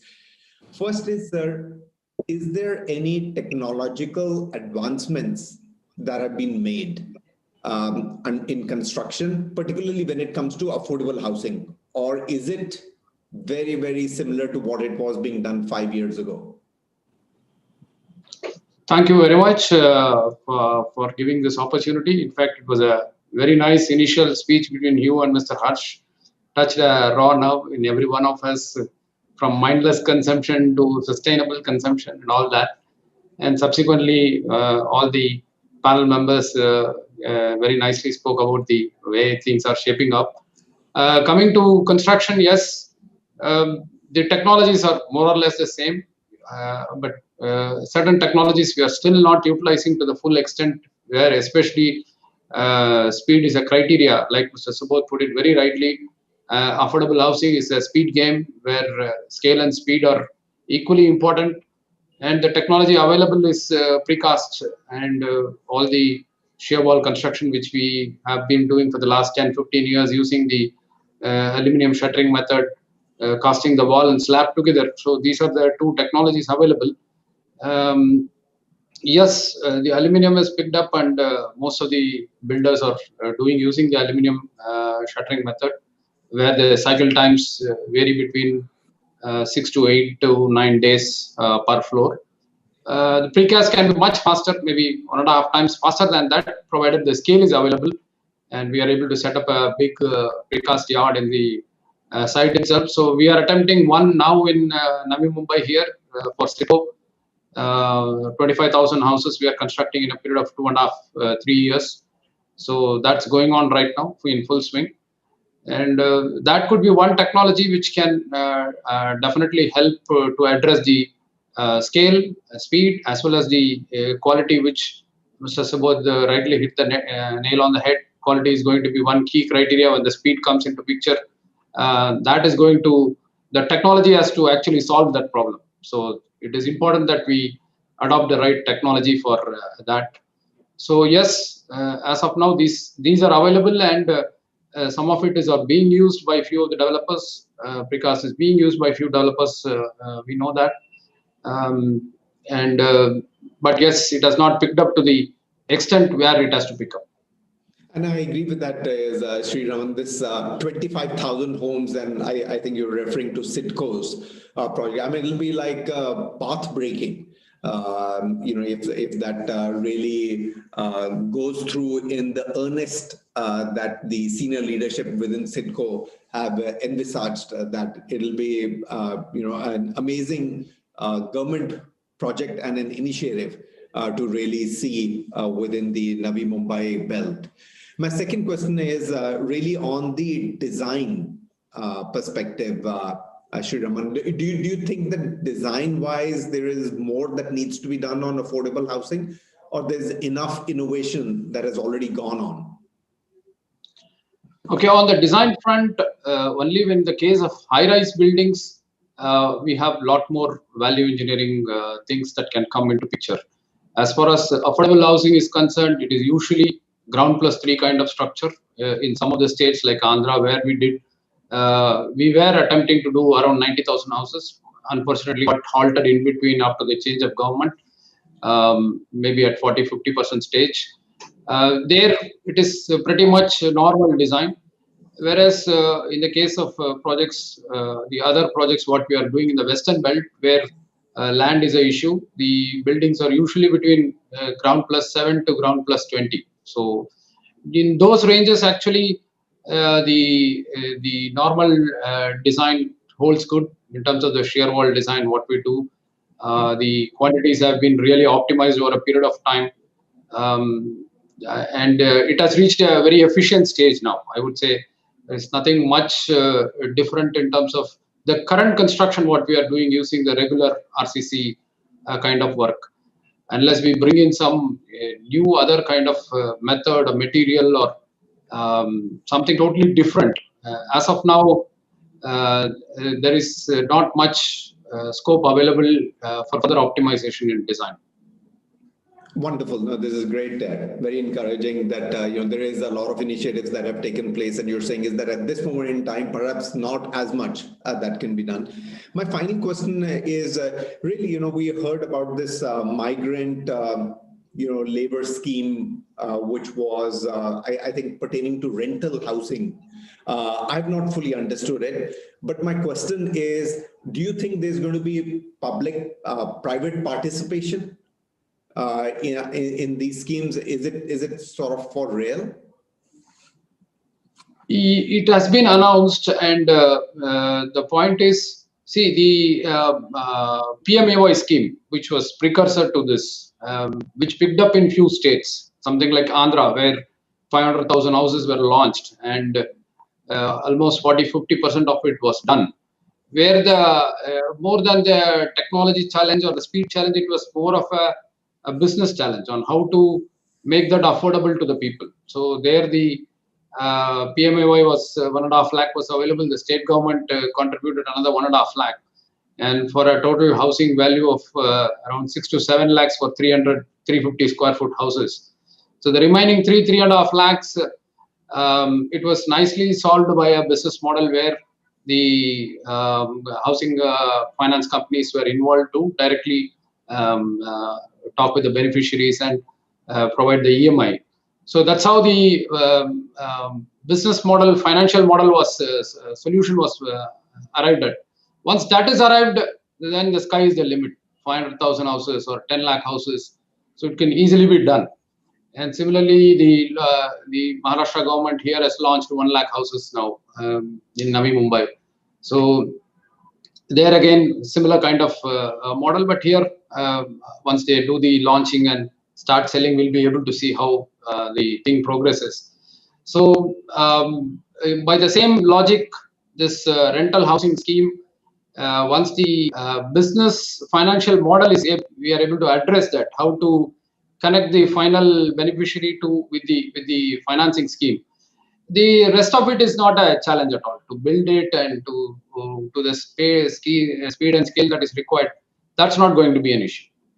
And I hope it becomes as successful. I mean, it's a great example that you gave on the PMAY. It took a little while for it to catch up with the private participation, but today, you're absolutely right that it has caught up. It started with the government coming in, and now really the private sector has taken it up in its right earnest. And, we hope that with the rental housing scheme for the migrant workers, this follows the same suit, that financially it is able to stack up for the private participation. So, good perspective on that. With this, I'm going to come to a close of the session. I mean, it has been absolutely a positive session. As I said, it may be a little bit different because these are all very large players from L&T to Shriram Properties to Signature Towers to the Runwal Group to the Bilani in Calcutta. So it may be a little bit lopsided, but the perspective that we are getting, even in an environment which is quite challenging, is that there is positivity, there is demand.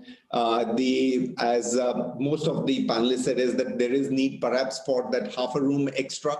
I think Mr. Agarwal, you mentioned it, that the sale went beautifully because of that study. Clearly, we think there is a bit more that needs to be done by the state and the central government. It is the right time for people to come in and buy, and we hope that the affordable housing will continue with this right earnest. So thank you very much to all the panelists. With that, I'm going to hand it back to Paramita. Thank you. Thank you, Mr. Puri, for taking us to this very exciting and engrossing session. It was a real pleasure to listen to all our distinguished speakers who have shared their insights into affordable housing. Thank you, gentlemen. With this, we come to the beginning of another very exciting session on India retail real estate, a look at the emergence from COVID. And taking us to this session will be Mr. Anuj Kejriwal, the moderator of this session. He is the CEO and MD of Anarock Retail. Having over 16 years of experience in the retail real estate in advising domestic and multinational retail property owners, occupiers, and investors. Joining him in the panel would be Mr. Mohit Kampani, CEO, More Retail, a seasoned retail professional with over an experience of 26 years. He has spent the last 7.5 years as a CEO across 2 retail organizations. He is deeply passionate about omni-channel retail and is currently working to transform his business into a best-in-class omni business. Welcome, Mr. Kampani. Thank you very much. Good afternoon, everyone. Thank you. We are also joined by Mr. Pramod Arora, MD and CEO, Anarock Capital.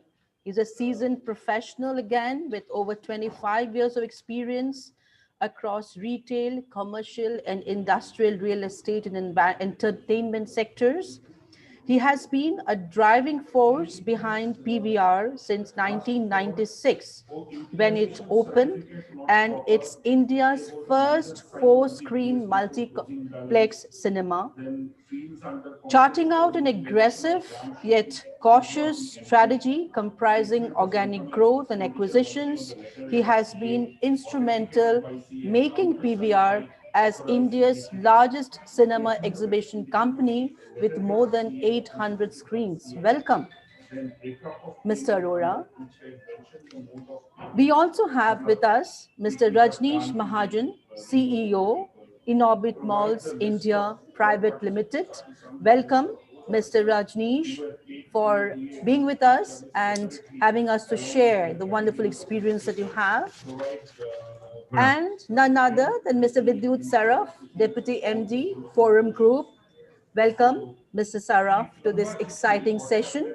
I now hand over the session to Mr. Anuj Kejriwal to please take it up from here. Mr. Kejriwal.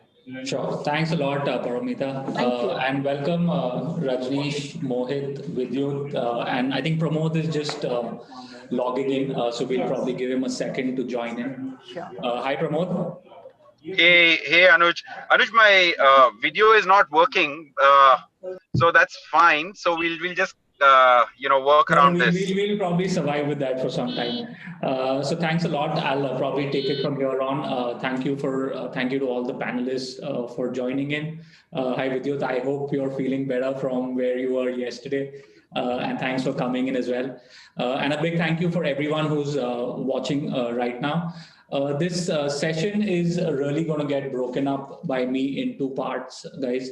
We're just going to probably look back a little bit into what happened over the last 7 to 8 months.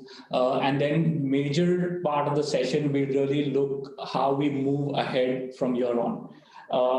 So Rajneesh, I'm going to put the first one to you. It's a slightly longish question. It's actually 3-4 questions put together. So one is, if you can probably quickly take us through, how the unlocking kind of happened. And the reason I ask you this is because, you saw the unlocking happening across 5 different centers of yours.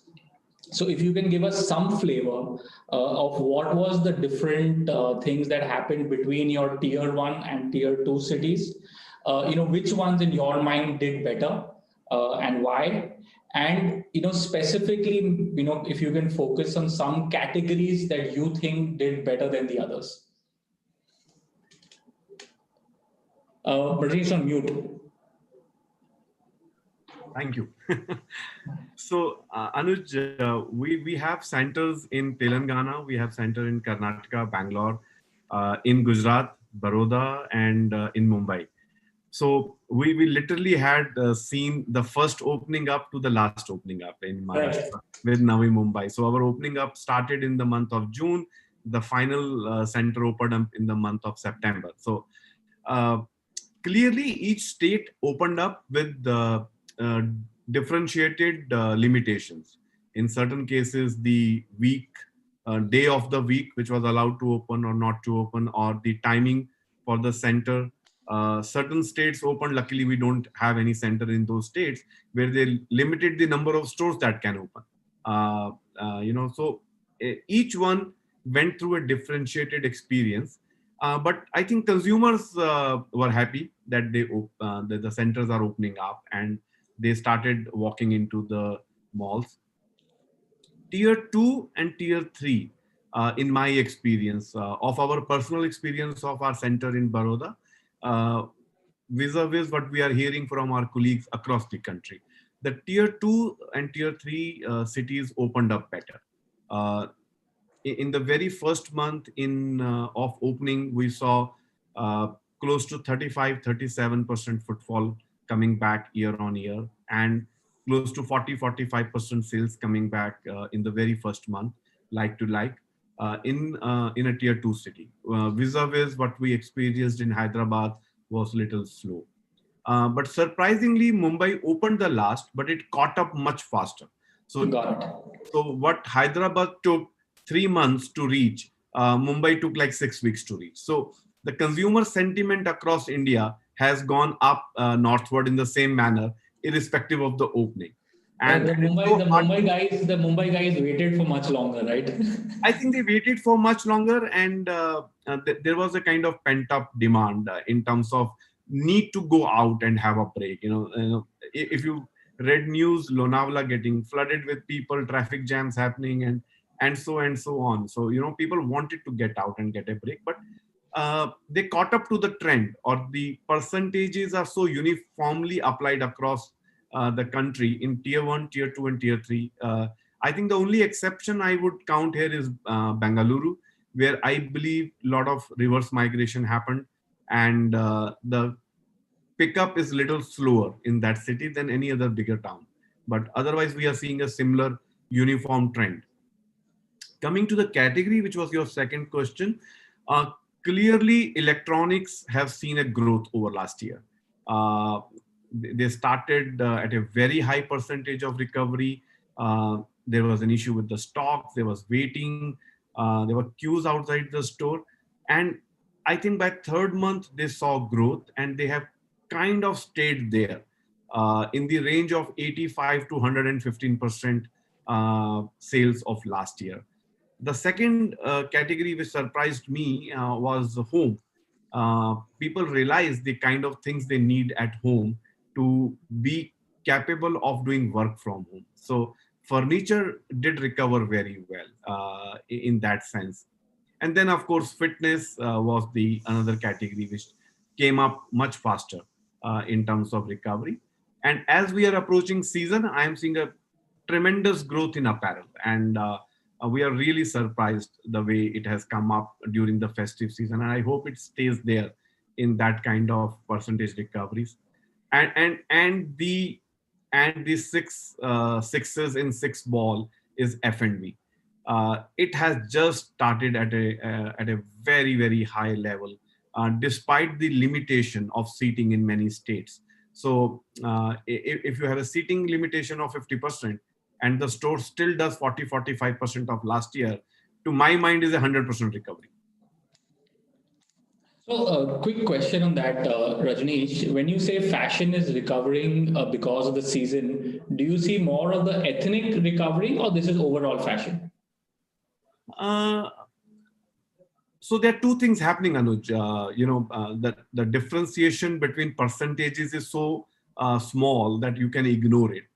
More and more offices have started opening, so the work wear has started moving out because people would not have bought much in last 7-8 months. And secondly, with seasonality coming in, the festive wear, the ethnic wear is picking up any which way. So I think it's a mix of both, but I'm seeing a general growth in fashion overall. I would not say the Western wear is behind or ethnic wear is far ahead.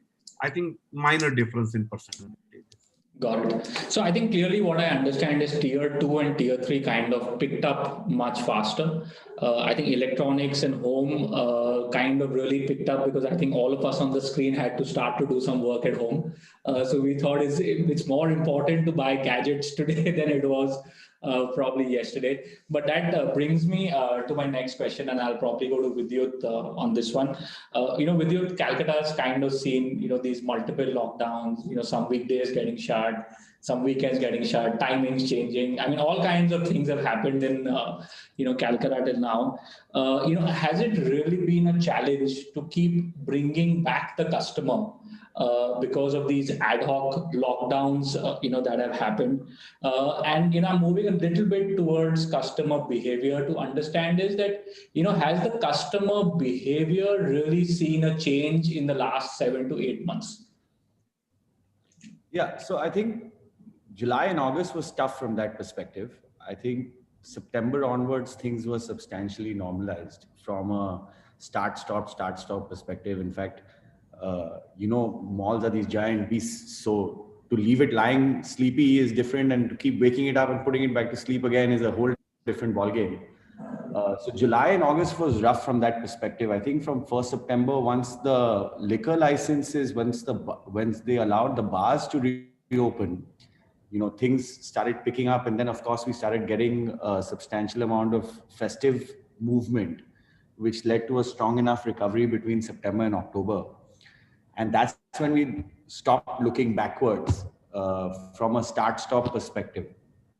From a customer behavior perspective, I think, you're not going to the mall as a customer unless you have a purpose for going there. So you're not seeing, what we used to historically call the mall rats.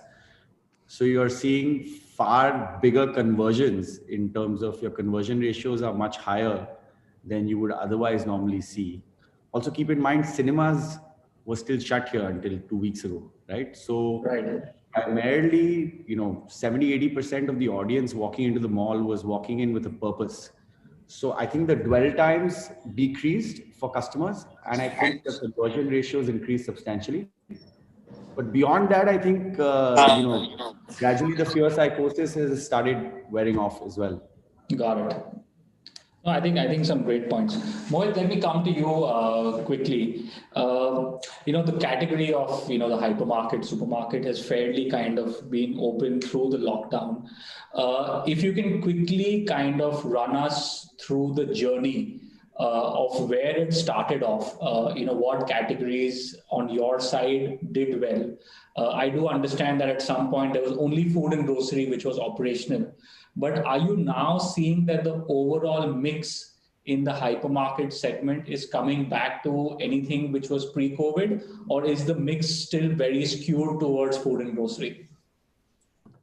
About 90% of our overall business is food and grocery. So lifestyle, which is apparel and home, is just less than 10%.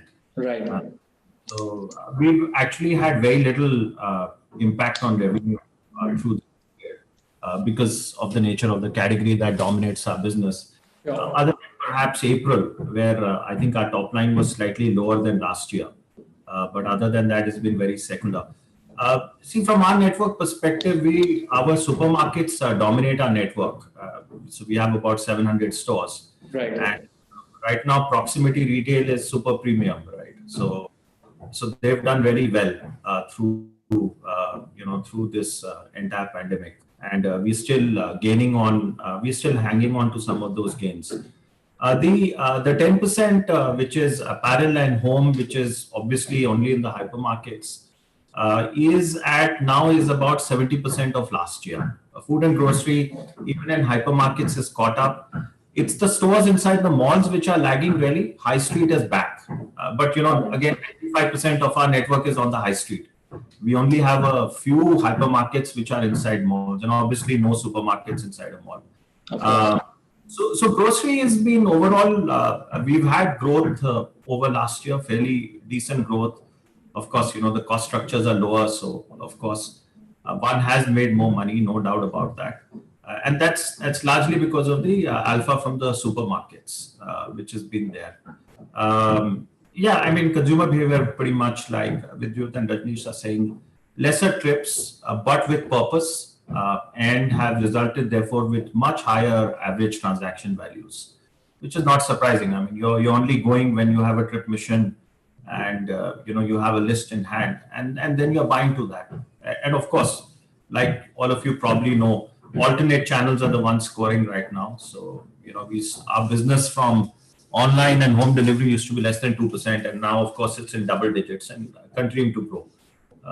So where do you see that going, Mohit, over a period of time? I won't be surprised that if that business is almost a third of our business in the next 2 to 3 years. That's what we're preparing for.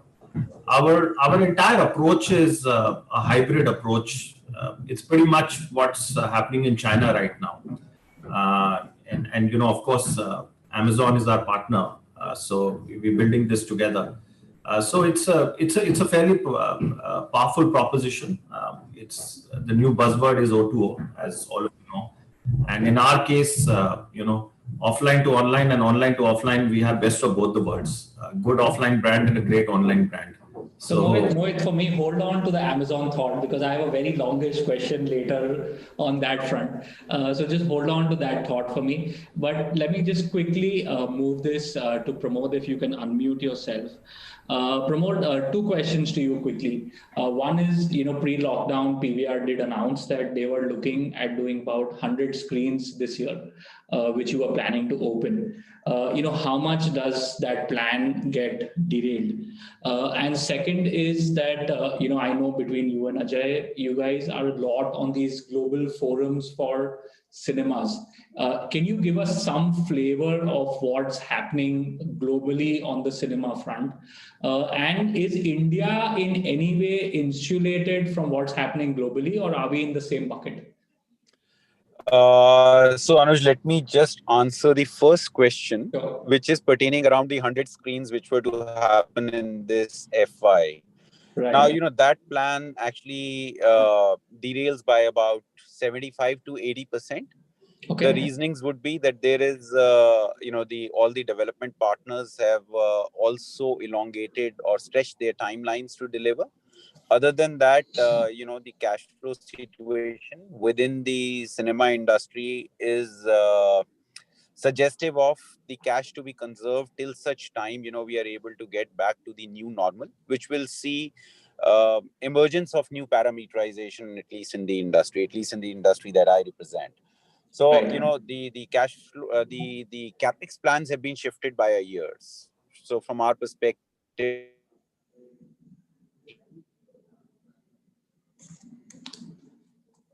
Sorry, Pramod, we've lost you.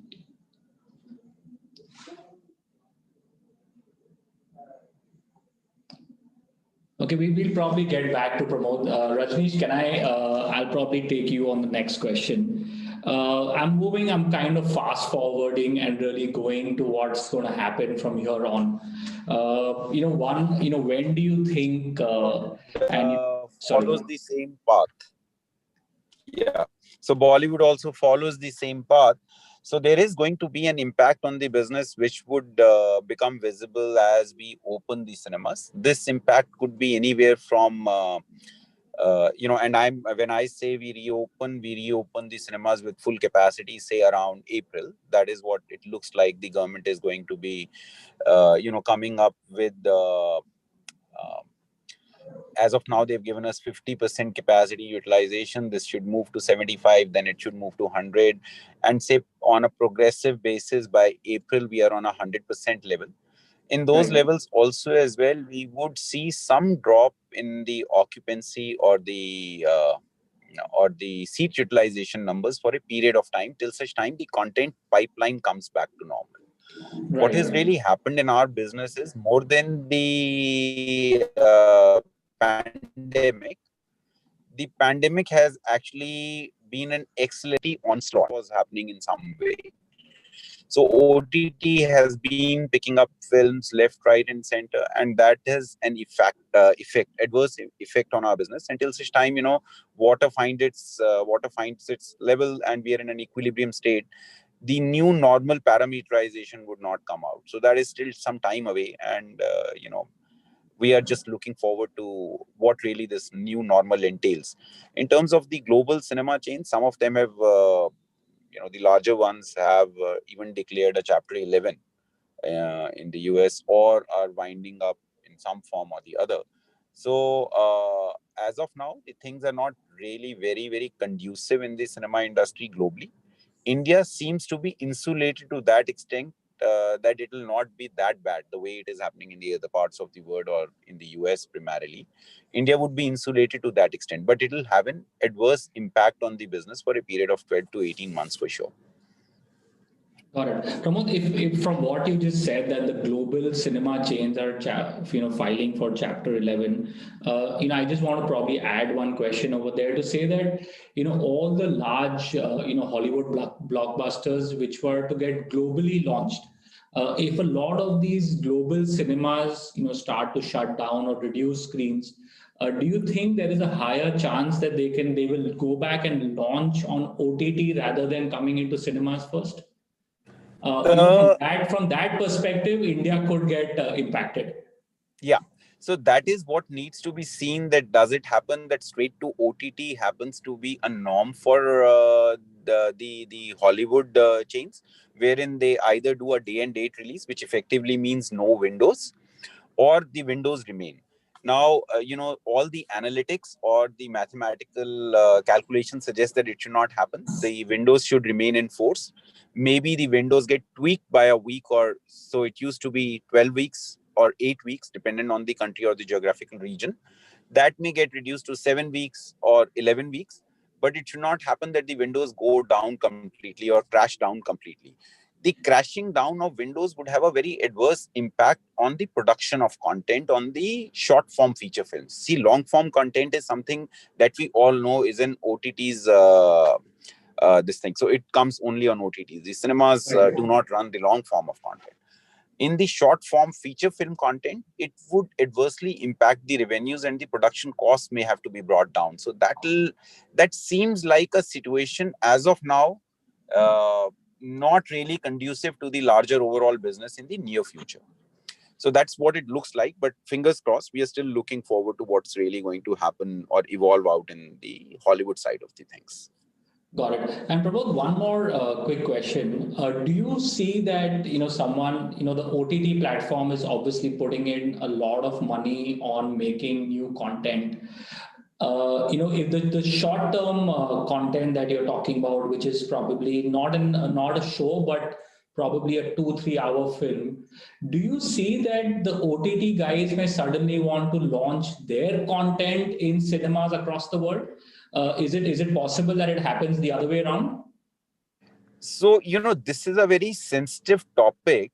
I would not be able to comment much on it because of the sensitivities involved. But what you're saying, the direction seems to be getting in on that side. And this is global, not India. This is going to be global because, what you represent as an omni-channel showcasing of films or suggesting the phygital spaces, this is how it is going to become phygital, or this is how it is going to become omni-channel showcasing of feature films. So many of Pramod, you'll have too much content to show. Yeah, so that is something. What is really happening is the consumption of content which is represented during this time is an aberration. So, today the content is at its peak, wherein the consumption is about, 6 hours, 7 hours, 8 hours. People are consuming content sitting at home. There is leverage in terms of the time being spent on the content. Now, the new normal would not definitely pertain to consumption of this much content. It would be more than pre-COVID, but it will be less than the lockdown time. Now that new normal has to come up, then one would be able to gauge how much content would be coming around cinemas and how much content would get produced also as well. So I do see that aberration, weaning out in a period of time, because as of now, whatever content you are making, good, bad, ugly, is coming on to the OTT platforms. And there is still some amount of watching even happening on whichever content is there. Now that would wean out in a period of time. And the experience factor of going out, or basically that factor of the out-of-home entertainment is going to come back. So that wait and watch is still there. That timing is there. And, once we are, able to steer clear out of this dark clouds, then, this new normal would come into play, and then things would become much more clearer. Got it. So I'm hoping that this kind of continues to work, and I think the cinemas come back on their feet pretty quickly. I think everyone's eagerly waiting for that. With that, Rajnish, I'm going to come back to the question that I was asking you. A little bit of a cliche question, but probably I want to hear this from you. When do you, in your mind, given the current trend that you see, and this is probably a best guess question, when do you see it coming back to the pre-COVID levels? Is it this season? In certain markets, it could probably be early next year. In certain markets, it could probably go up till season next year. So when do you really see this coming back? That's the first part of my question. And the second part of my question is slightly different. That, on the retail real estate, a lot of investment actually goes in on day one. And you start to reap the benefits of that really when the center opens. Do you see a large amount of consolidation that is going to happen in this sector? So those are my two questions for you. So, Anuj, two questions that you asked, and one thing that I wanted to share with Pramod on what he talked about OTT and going to a cinema. So if you are watching IPL, in absence of audience around the stadium, even the joy of watching it at home is no more the same. So there is a larger than life experience when you are in a larger setup. So TV for technology to cover IPL is the same. The shots are done the same way. Everything else is same. But I see something missing in that joy sitting at home without having anybody there in the stadium. So there is some out of home experience which brings a charm even to a guy who is not outside his home. So I think somewhere it all has to come back, and it will be amazing to see when OTT starts launching their productions in cinemas at the same time. And for all these years, I have believed that they're leaving too much money on table for just the sense of exclusivity. So I think this is going to happen. How soon it happens, we don't know. And then maybe instead of making 9 screen theaters, we will be making 19 or 20 screen theaters, because there will be too much of content to display. Coming back to your first question, when do I see it coming back? I think most of the markets are already showing 80-82% recovery, and specifically the tier 1, tier 2. What makes me a little cautious on 100% recovery is how post festivity or the second wave spans out, and how the month of February in its own cyclic, which is cyclic in nature, but how much that dip over January will be a great indicator to see where we are heading. I think tier 1 would be 3 to 4 weeks from the day offices and schools open up. I believe a child at home in a tier 1 has far more restrictions to the parents vis-a-vis in tier 2, where people largely are in joint families or the distances are not much. So the minute kids start going to school, the housewife can go out, meet their friends, a lot of F&B happens, movie happens, services in salon happen, and the shopping happens. So I see 3 to 4 weeks from the time schools, colleges, and offices are running full. So whenever the economy is opened up fully, I think we will bounce back within 3 to 4 weeks, is my understanding. Till such time, we may just hover around 75 to 90% recovery, because the serious shopping is still happening. The people who are getting impacted is who have a very high impulse buying merchandise. People who are in that category where the impulse buying is very high. And those categories are driven by the number of people and not the need. And those categories are suffering a little more than anybody else as we speak, because having a 50,000 people in the mall in a day versus 25,000 people, that 25,000 people impulse buying is not happening. And that business is an impact. So some of the daily, not the grocery, but daily need, like for a brand like Health and Glow or New You, I see that impact, because these are very, very impulse buying categories, or the latest Japanese brands which have come in, like Maniso or others, which are very, very high on impulse buying. I think those brands, those categories are having a little more dent than others. And also to my mind, Rajnish, all the events not happening at our centers is also really reducing that footfall, which eventually would have gone and done impulse buying. So hopefully by early next year or mid next year, if we are able to kind of open up gatherings, I'm guessing a lot of that footfall actually starts to come back. Yes. And I go back to what I said: the schools, colleges, and offices running full capacity. The people fearlessly going out will make the entire difference. Once the kids start going out, you can't be fearful. Is the psychology. The minute my kids goes to school, I can't say that I am now worried about COVID, because I've taken that. I mean, one, it's about your child going to school. Also, unless your child goes to school, how does the mother become free to go out? Right, both. So psychologically, as well as the time, both will become available once the school starts. Is one of the big things that I see, which will bring the recovery faster, or maybe put us back onto the growth path. But looking at investment, you're right. In a shopping center investment, you have a 4 to 5 years horizon to carry the development risk. Entire money is put upfront without earning anything. Maybe a few checks of deposit from anchors like Pramod comes in, but there are hardly any recovery of the investment. And the consolidation, I think you are already seeing happening with the top 5 developers becoming now top 4, with Prestige handing over 9 malls to Nexus. More institutional funding coming into the retail real estate is already happening. GIC has picked up quite some malls. Blackstone has picked up, and then we are seeing Now Brookfield is entering that field, and they are looking at picking up assets in retail, with the RMZ being the first one. Also, I see of the 600 plus malls that are there in the country, the top 5 or 7 groups which have multiple malls, they all count only 45, 50 malls. So 600 odd malls are still with a single mall developer.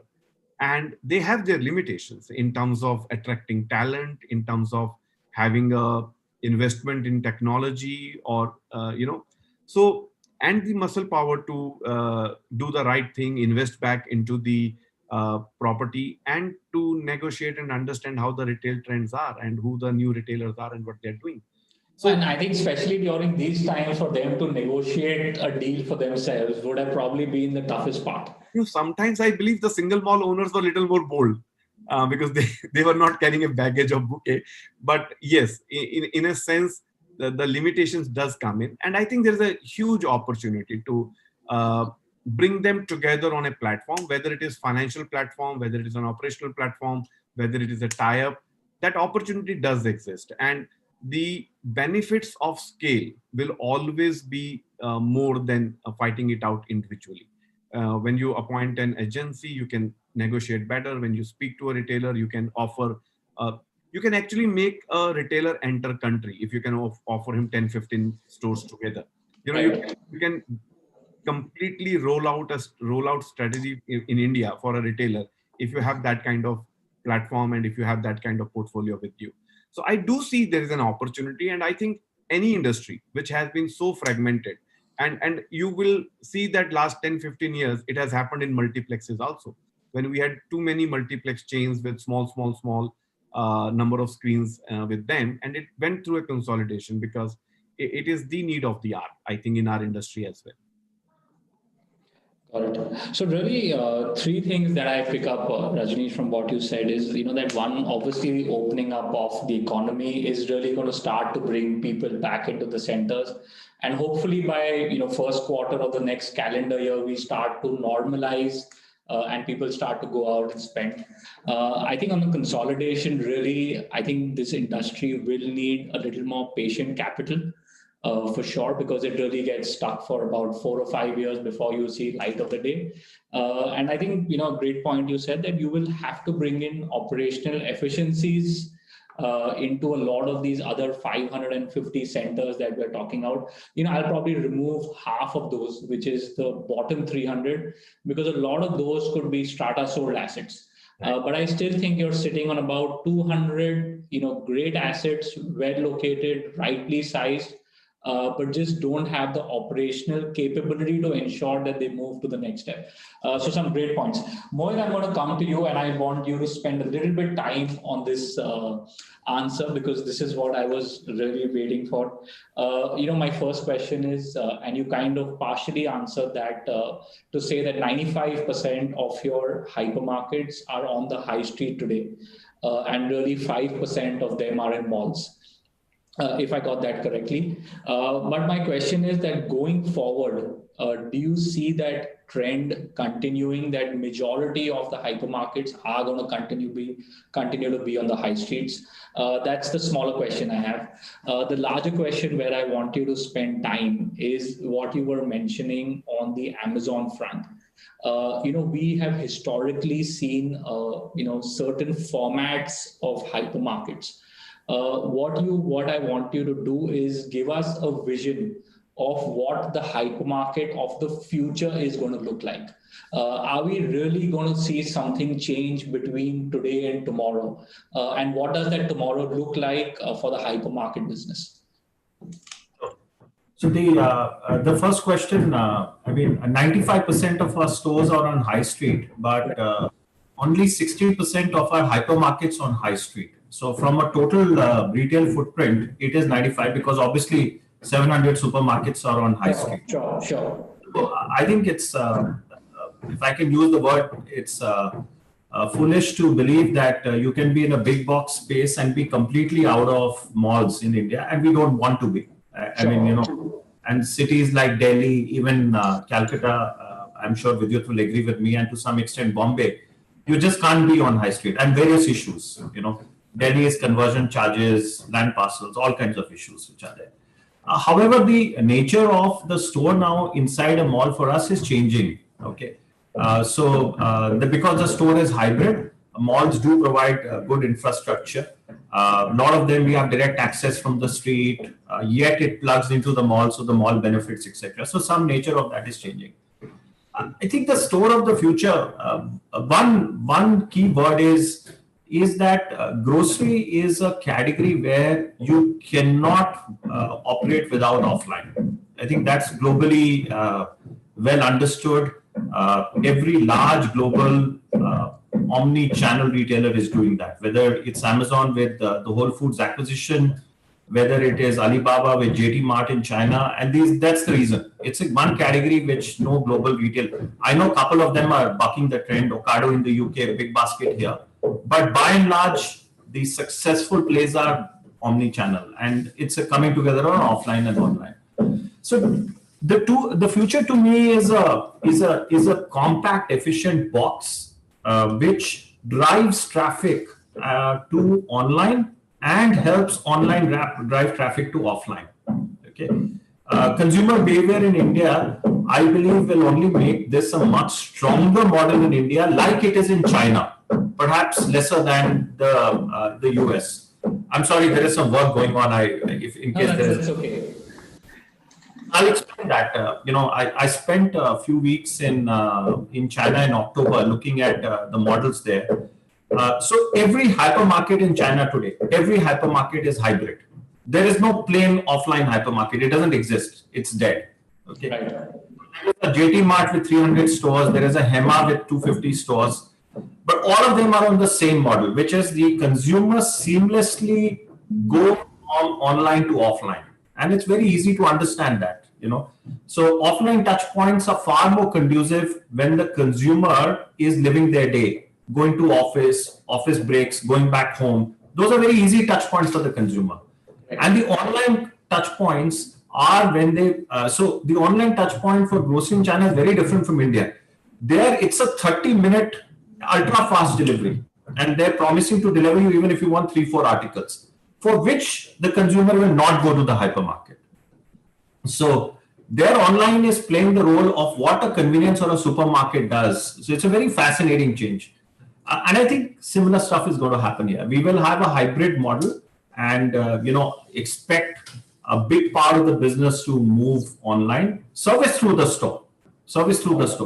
And I think that model will be far more superior because you are effectively sweating an asset across two very big and powerful channels. And these two channels are really the end of the world. We have just started click and collect also in a couple of our stores, which is in a pilot stage, which is possibly the third channel.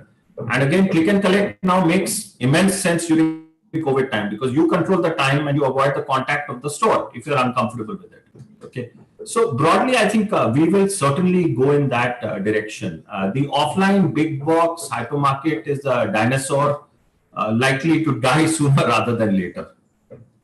The trick here is seeing the consumer as one as they go between the channels. Then only you're truly omni-channel. Otherwise, you are you're really a hybrid business which has got two channels, and you're saying I'm sweating some of it between the two, and it's a very difficult journey. It's not an easy journey. And Mohit, just quickly from what you said, I'm going to ask two more questions to you. One is, you said the large box hypermarket is really going to become obsolete. Just for everyone who's going to be listening to this to understand what's the right size of a hypermarket that you should be building. So one, what's the right size in your mind? And second is, I know that, you're going ahead and opening these 24-hour hypermarkets. What's the intent behind it? Because my guess is, most customers in India are looking to come during the daytime. What's the reason that these have to be 24 hours? Or is my information correct? No, it's not 24 hours, but it's coming very close to that. So in a manner of speaking, information is right. So the first question is, look, I mean, if you lay out all the categories and, you look at them on what's moved online and what's still majority offline, it's very clear that a lot of leisure categories have completely moved online. So there is no space for them in the big box anymore. It's stupidity to try and sell books or big consumer appliances, etc. Unless you're a specialty retail, and which what Rajneesh was saying, it's not surprising. I mean, then you offer a unique service. And that's the reason Apple still does physical stores, for instance. So if you take that out and you're fairly efficient in your supply chain, there's no reason why you should have more than a 15 to 25,000 square feet big box hypermarket anymore, depending on location and etc. Efficiency of the box. Okay. The 24-hour piece is one part of this today is that the online consumer wants delivery from 6 in the morning to 12 in the night. Okay, they're not bound by timings of etc. Okay, so of course, if you have to do a delivery at 6 to 8 in the morning, you've got to work through the night, right? So that's where it is. I don't think physical offline shopping is attractive in a big box post 11 in the night. Certainly, format it is, and there are a good formats who are doing a really good. But even that's promoted. Yeah, even for them in the night, they kind of morph into a QSR. A lot of their consumption is you're not doing pantry shopping for the home. You're feeding the the midnight party people or the call center executives. So not for the big box, but yes, the stores will remain open through longer hours because we've got to service the online consumer now. Got it. So what I'm hearing from you is that at some point of time, I mean, the hypermarket business in its own way is going to move fully on omni-channel. I think the offline and the online channel really have to come together to ensure that customers are serviced probably 24 hours of the day. For everyone who's hearing in Mohit's mind, 15 to 25,000 is really the right size of the hypermarkets going forward. Mohit, with that, I'm going to quickly move to Pramod. Pramod, you can unmute yourself. Sorry, Rajneesh, were you saying something? Sorry, you're on mute. I just wanted to ask Mohit a question because he's talking about very long hours of delivery, and it can have a huge impact on the designing of the upcoming malls, and that's what I thought maybe I can pick his brains a little. Sure. Mohit, a lot of time the big boxes has planned a small storage around on the same floor with the store for the ease of goods movement. Do you see in future that the storage area will be bigger because that's also serving the online requirement? And would it require to be more open in terms of entry and exit, even when the center is shut? So maybe, what we did in Malad long years back is the storage is on the basement level and the store is right above it and it is connected through a lift. Do you see that kind of model coming back? Yeah. So glad you asked this, Rajneesh. Okay, so my direct answer to you is that hypermarkets which need storage inside the mall are simply being inefficient. Okay, you don't need storage. If you don't have a sophisticated enough supply chain to take care of your needs for a day, okay, then you are doing something wrong. Okay, see, the original India big box was modeled on the Carrefours, which are a single center which is self-sufficient and therefore had to take a lot of direct delivery, etc. It's sheer stupidity to try and do that, with the real estate rates. I will not even try and guess your current real estate rates, but I think from your perspective, I would encourage you to embrace true omni-channel businesses. Okay, and there's a very fine distinction. Okay, if a brand is using the store only to fulfill orders, okay, then they're not omni-channel. Okay, however, if they're using the stores and their online business to drive traffic to both the channels, then they're omni-channels. You should welcome those brands with open arms. Okay, a very, very good example of this in India is Decathlon. Okay, I'm full of admiration from how Decathlon is doing this O2O play really well. Okay, so that's the distinction you've got to ask yourself. Even though it's a hybrid store, will it actually drive traffic to my mall of online customers? Strange as it sounds. And the best brands are actually doing that globally. I I think a lot to take back from your Mohit. Vidyut, I'm going to go to Pramod, and since this is the East Conference, I'm going to come back to you with the last and the toughest question. So hold on for that. Pramod, if I can quickly ask you, again, 2-3 parts to my question. We spoke about OTT, we spoke about content. What I do want to understand, and similar to what I asked Mohit, the cinema of the future, is it a 4-6 screen cinema? Or are we still looking at superplexes, which are 10 to 12 screens? Or do you think cinemas are going to become even larger from kind of here on? Second is, given the tier 1, tier 2 story, is there a more tier 1 play against a tier 2 play, or is that story kind of changing? Because historically, cinemas wanted to be in the 5 or 7 metros. Is there going to be some play where we're going to move more towards tier 2? And third is, if you can probably quickly throw some light on, how is the model around cinemas going to change? A lot of the F&B is affected. A lot of the marketing revenue is affected. Is there a new revenue stream that can come into the cinemas? So 3 parts to my question. Okay.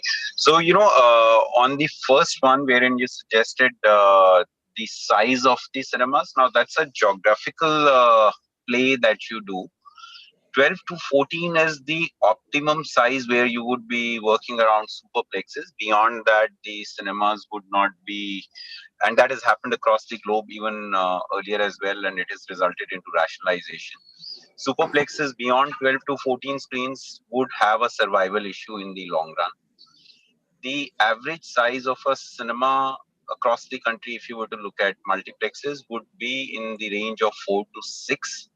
That is what is going to happen if I was to look at across the country, because it will begin from something like 3 screens and go up to 14 screens. The 12 to 14 screens would be much lesser in number, vis-a-vis the ones which are like 4 screens would be much, much higher in number. And that number does the trick in most of the B towns, or where the population base is below 1 million people. Having 2 or 3 of those 4 screens does the trick. Sorry, Pramod, if I can just interrupt there and just add a question. When you say there are more 4 to 6 screen cinemas that you will tend to open, is it because the supply is driven by 4 to 6, or is it because you really want to open 4 to 6? So I think if we were to leave the supply aside, what really makes sense for the cinema is my question. So, you have to understand it from multiple perspectives. To Indian context, the infrastructure is still developing. It will take about 15 more years before this infrastructure can, surprise us and suggest that we can really go out of the city and go for a malling experience much outside the city, which happens in the other parts of West. So that is one part of it. Second, I do not really, as of now, see that the prices of gas is going to go down, which effectively means people driving down those distances to do their shopping or to watch a film. So they need something which is right in their neighborhood, and that concept would be relevant for a few decades more for sure, or maybe forever. Very difficult to say that, So looking at that context, the relevance of 4 to 6 screens would always remain. Anything beyond 12 to 14 screens is a difficult play in terms of content. As of now, we do not really have that visibility. But if that visibility goes that the OTT content is also coming onto the cinemas and they're monetizing it better, then, the things may prospectively change. But then that is still a long shot off. There are, the consumption of content, because as a human, one can only consume that much content, be it the OTT, be it the cinemas, taken together. So you would not be able to say that, hey, I'm producing more content, or I'm basically playing the content on an omni-channel, and then I expect the consumers to, consume it on both the channels. That is not going to be a reality. So if OTT content comes into the cinemas, I'm guessing Mr. Saraf here will probably build a 3-level cinema for you. See, that fallacy, if even if Mr. Saraf builds a 3-level cinema, it is not really going to be a commercially successful initiative or an endeavor, considering all the other paraphernalia that needs to be created for an out-of-home entertainment thing. It's not really going to be commercially viable. So hence, I've been maintaining that 12 to 14 screens is what the optimum size of a superplex is. No, The optimum size. On a lighter note, that's it. So that is the reality. And, this industry is finally going to run on scarcity premium. Your out-of-home entertainment would have that scarcity premium component, which has to be, which it deserves, sort of a thing. And, in that scarcity premium, it should not happen that you have multiplexes right, left, and center, which was what was really happening across the country. There was a crazy drive to open more and more and more and more. I think this is what COVID has done. The positive side of it is it has brought that balance, which was important for people to understand that it cannot be happening at every place, every nook and corner that you get. And, especially in places like Bombay, where you have your HO, you can look at people giving up their houses to make cinemas, low height cinemas getting done. And, primarily people thinking that, hey, if I have a house on Bandra, why don't I convert it into a cinema? These guys give great rentals. Now, all that is going to fall like a pack of cards, which is good for the industry. There has to be scarcity premium around out-of-home entertainment, which will get created. And there is going to be normalized growth, which is what we expect. The CAGR of 35% seems to be a fallacy. And that is something that we all would have to understand and, go forward in that sort of a scheme of things. So that, I hope that does answer. I have been able to, may not have been able to articulate it well, but that is what to me seems to be the solution around, or the way around the cinemas. The second question pertained around, it has skipped my head. Anuj, if you could ask me. It was the tier 1, tier 2 strategy. Okay. So tier 1 and tier 2 strategy, I do not really see that going for a major change at all. Tier 2 and tier 3 would still represent a huge possibility and a potential for cinemas, because there is a conventional morality setup wherein cinemas actually take the top tier, because it is not a bar, it is not something which, especially in a tier 2 or a tier 3 town, where the indices for people to go is like from 6 year onwards to somebody who is 65 or 70 years can go to a cinema on a freewheeling process till such time the film has been censored, and so on and so forth. And the tier 2 and tier 3 growth story would remain intact. To my belief, it will remain intact, or may even catch some momentum. And the tier 1 story may basically get some degrowth in terms of many malls coming in. It is strictly on the basis of real estate costing. It just doesn't work out. The moment, cinema occupancy costs go in 3 digits, it becomes very difficult to achieve a financial parity, even in tier 1 towns. And that is the reality. It was just during that frenzied or a euphoric time, people ended up doing it, working around on some parameters which are beyond financial comprehension, that these numbers changed. But honestly, the cost of real estate, the way it's going in the country in tier 1 cities, and the cost of construction would not warrant too many cinemas coming out in tier 1 places. Tier 2 and tier 3 would take the cake, and there would be definitely a substantial growth in tier 2 and tier 3. If you look at the numbers, the seat utilization numbers, strangely enough, it is in the same context. If overall the country is hitting 30% seat utilization, it happens in tier 2 and tier 3 also at 30%, and it happens in tier 1 also at 30%. At times in tier 1 in 27, 26%, while tier 2 and tier 3 would take that 34% cake. So that is going to continue. So tier 2 and tier 3 would still remain attractive proposition for an industry like that of ours. What was the third question, sir? Sorry, the third one, quickly, Pramod, was that do you see a new revenue model coming into the cinemas? Given that, the F&B may take a hit, the marketing revenue may take a little bit of it. I mean, is there a change in the cinema revenue pattern, or do you think it's going to remain consistent and it'll start to come back? So fortunately, the F&B revenue in cinemas would not take a hit. It would in fact become stronger. Okay. the side of the food that we represent, and especially in the black box, is still going to see, it may basically see a higher strike rate.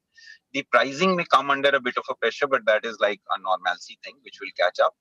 And other than that, when you speak about advertising revenues, again, cinema as a medium is still at the lowest rung in terms of being able to generate that revenue vis-a-vis the other modes which are there, other media which is there. So again, that should not see much of a downfall. What really could see a bit of a downfall could be seat utilization numbers. If it was 34 in the country, that may go down considering there would be a possible split, but that is yet to be seen. How does the content pipeline come out? And is there an alternate content coming in, whether from OTT or whether alternate content like an IPL and so on and so forth? So that is still to be seen. So that is where, the industry would track up in a normalized equilibrium scenario. That is what it will look like. Great. Thanks a lot, Pramod. Sorry, I think we've kind of overrun time. So with you, I'm going to come to you with my last question. And I am guessing, we've spoken of this in the past. You love this question. What happens to all these, all retailers are starting to talk about, kind of revenue sharing. There is this omni-channel play that is happening. Physical stores will obviously have, like Mohit said, there is an offline customer, but there is an additional online customer that starts to come to the store. How does this whole partnership model kind of start to work from here on? And, a lot of these physical stores, which will in some way become also, I don't know if that's the right word to use, but probably urban distribution centers, in some way. How does that model work from a mall owner's point of view? Anuj, before I answer, I must have thoroughly enjoyed I'm going to probably add one more question to that since it's the last one. From a developer's point of view, just your thought, and this is the neighborhood center still going to play a big part, or is it the large million square feet centers or 500,000 square feet centers that developers should be building? So, Anand, before I even answer, I want to say I thoroughly enjoyed this session, and I thoroughly enjoyed the subtle negotiations taking place between builder and retailer through this entire conversation. I thought it was absolutely fantastic. On your question, I think we've discussed my particular view on this in the past, and I don't think COVID has changed that. COVID has perhaps accelerated certain trends in the industry that we knew were always coming.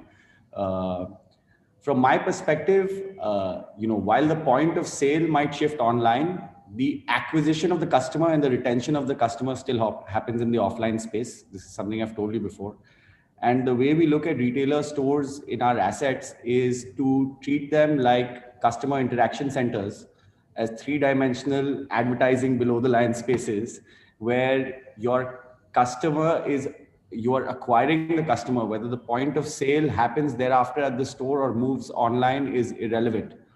And as I've told you, until we get to a technology and infrastructure status where we can very clearly track a customer that is buying online, whether he was serviced offline or not, or whether the inquiry for that sale was generated offline or not, it's extremely difficult for me to, rely on revenue shares. Be able to differentiate between that customer in a way.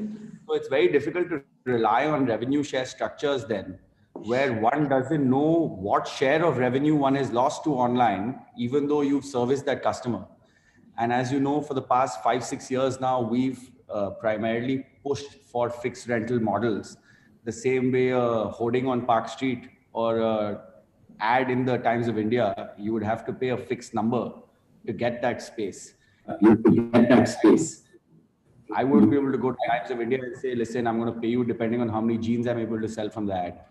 So that's how we've been looking at the revenue models in the malls, at least, where it's a fixed rental model for the customer experience center that you're being able to create there.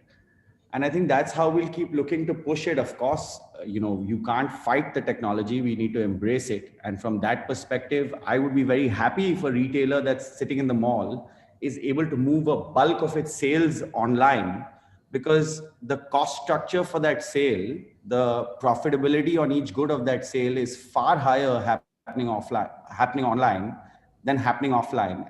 As long as the retailer is recognizing that perhaps a large percentage of that sale wouldn't have happened if the offline customer experience center didn't exist. So that's how I see this moving forward. And whether you call it phygital or O2O or omni platform, ultimately we're all trying to move towards that new equilibrium. And I don't think Corona has permanently changed that or brought that in. I think it's something that we've known for a while is happening in the industry. Perhaps some of those trends have gotten accelerated. In terms of large box malls versus neighborhood centers, I think both play extremely key roles and both will need to survive. Looking at India, how many large box retail centers can you really have in a triple L location? Extremely few. Land holding in India historically has been so fragmented that when you go to forget the tier ones, even the top bracket of tier 2 towns, you're not going to get a 6, 7, 8, 10 acre parcel in which you can be building a 600, 700, 800,000 square foot destination shopping mall experience. Which doesn't mean that 100,000 square feet, 200,000 square feet neighborhood distribution center or neighborhood community center or neighborhood shopping center doesn't serve an active, relevant role. You're not going to a destination shopping mall which has all the bells and whistles on a weekday. That's why you're taking your family on a Sunday. 6 days out of 7 in the week, you need to have that neighborhood community center that's conveniently accessible in order to fulfill your need to be social. Ultimately, we're genetically hardwired to be social beings, right from the time we were monkeys. So I think both. No, I think that fairly answers my question with you. Yeah. But I could have probably gone on and on with this session. I still have about 15, 20 questions in my mind. But I think we've kind of overshot time by 15 minutes. I'll quickly first, thank Pramod, Vidyut, Rajneesh and Mohit for really making this an interesting session. I think a lot of understanding came to us of what's happened in the last 6 months. And we've got some great visibility of what the next 6 months, 12 months, and from there on is going to look like. Paramita, quickly, thank you for putting this together, and thank you for everyone else on the screen. From my side, for everyone who's watching, I hope you kind of enjoyed the 2 sessions today, and I'm hoping that all of you join in for the next 2 sessions tomorrow, starting at 10:30 a.m. Paramita, I'll hand it over back to you. Thank you, Mr. Kejriwal, for taking us to this wonderful chat with such stalwarts that we see now on the screen. Thank you again. Before we end, this brings us to the end of today's session. But just to share, like you said, we have 2 very exciting sessions tomorrow on the digitalization and on warehousing. So thank you for all our delegates who have joined in. Thank you to our speakers who have, spent such wonderful moments with us, sharing insightful thoughts. Before we end, I would, on behalf of Indian Chamber of Commerce, CREDAI Bengal, and Anurag Group, like to wholeheartedly thank our sponsors who have made this session possible for us today and who have associated with this prestigious event. Our gold sponsor, may I announce, SRMB, associate sponsors, ESCO by Jaguar, Tile Square and Falcon Brick Tech, our corporate contributors, LCAD and Ligero, for the support. Thank you very much, and wish to see tomorrow all of you again. Thank you, delegates. Thank you, members from the press. So have a wonderful day ahead. Thank you. Thanks a lot. Thank you. Thank you. Thank you.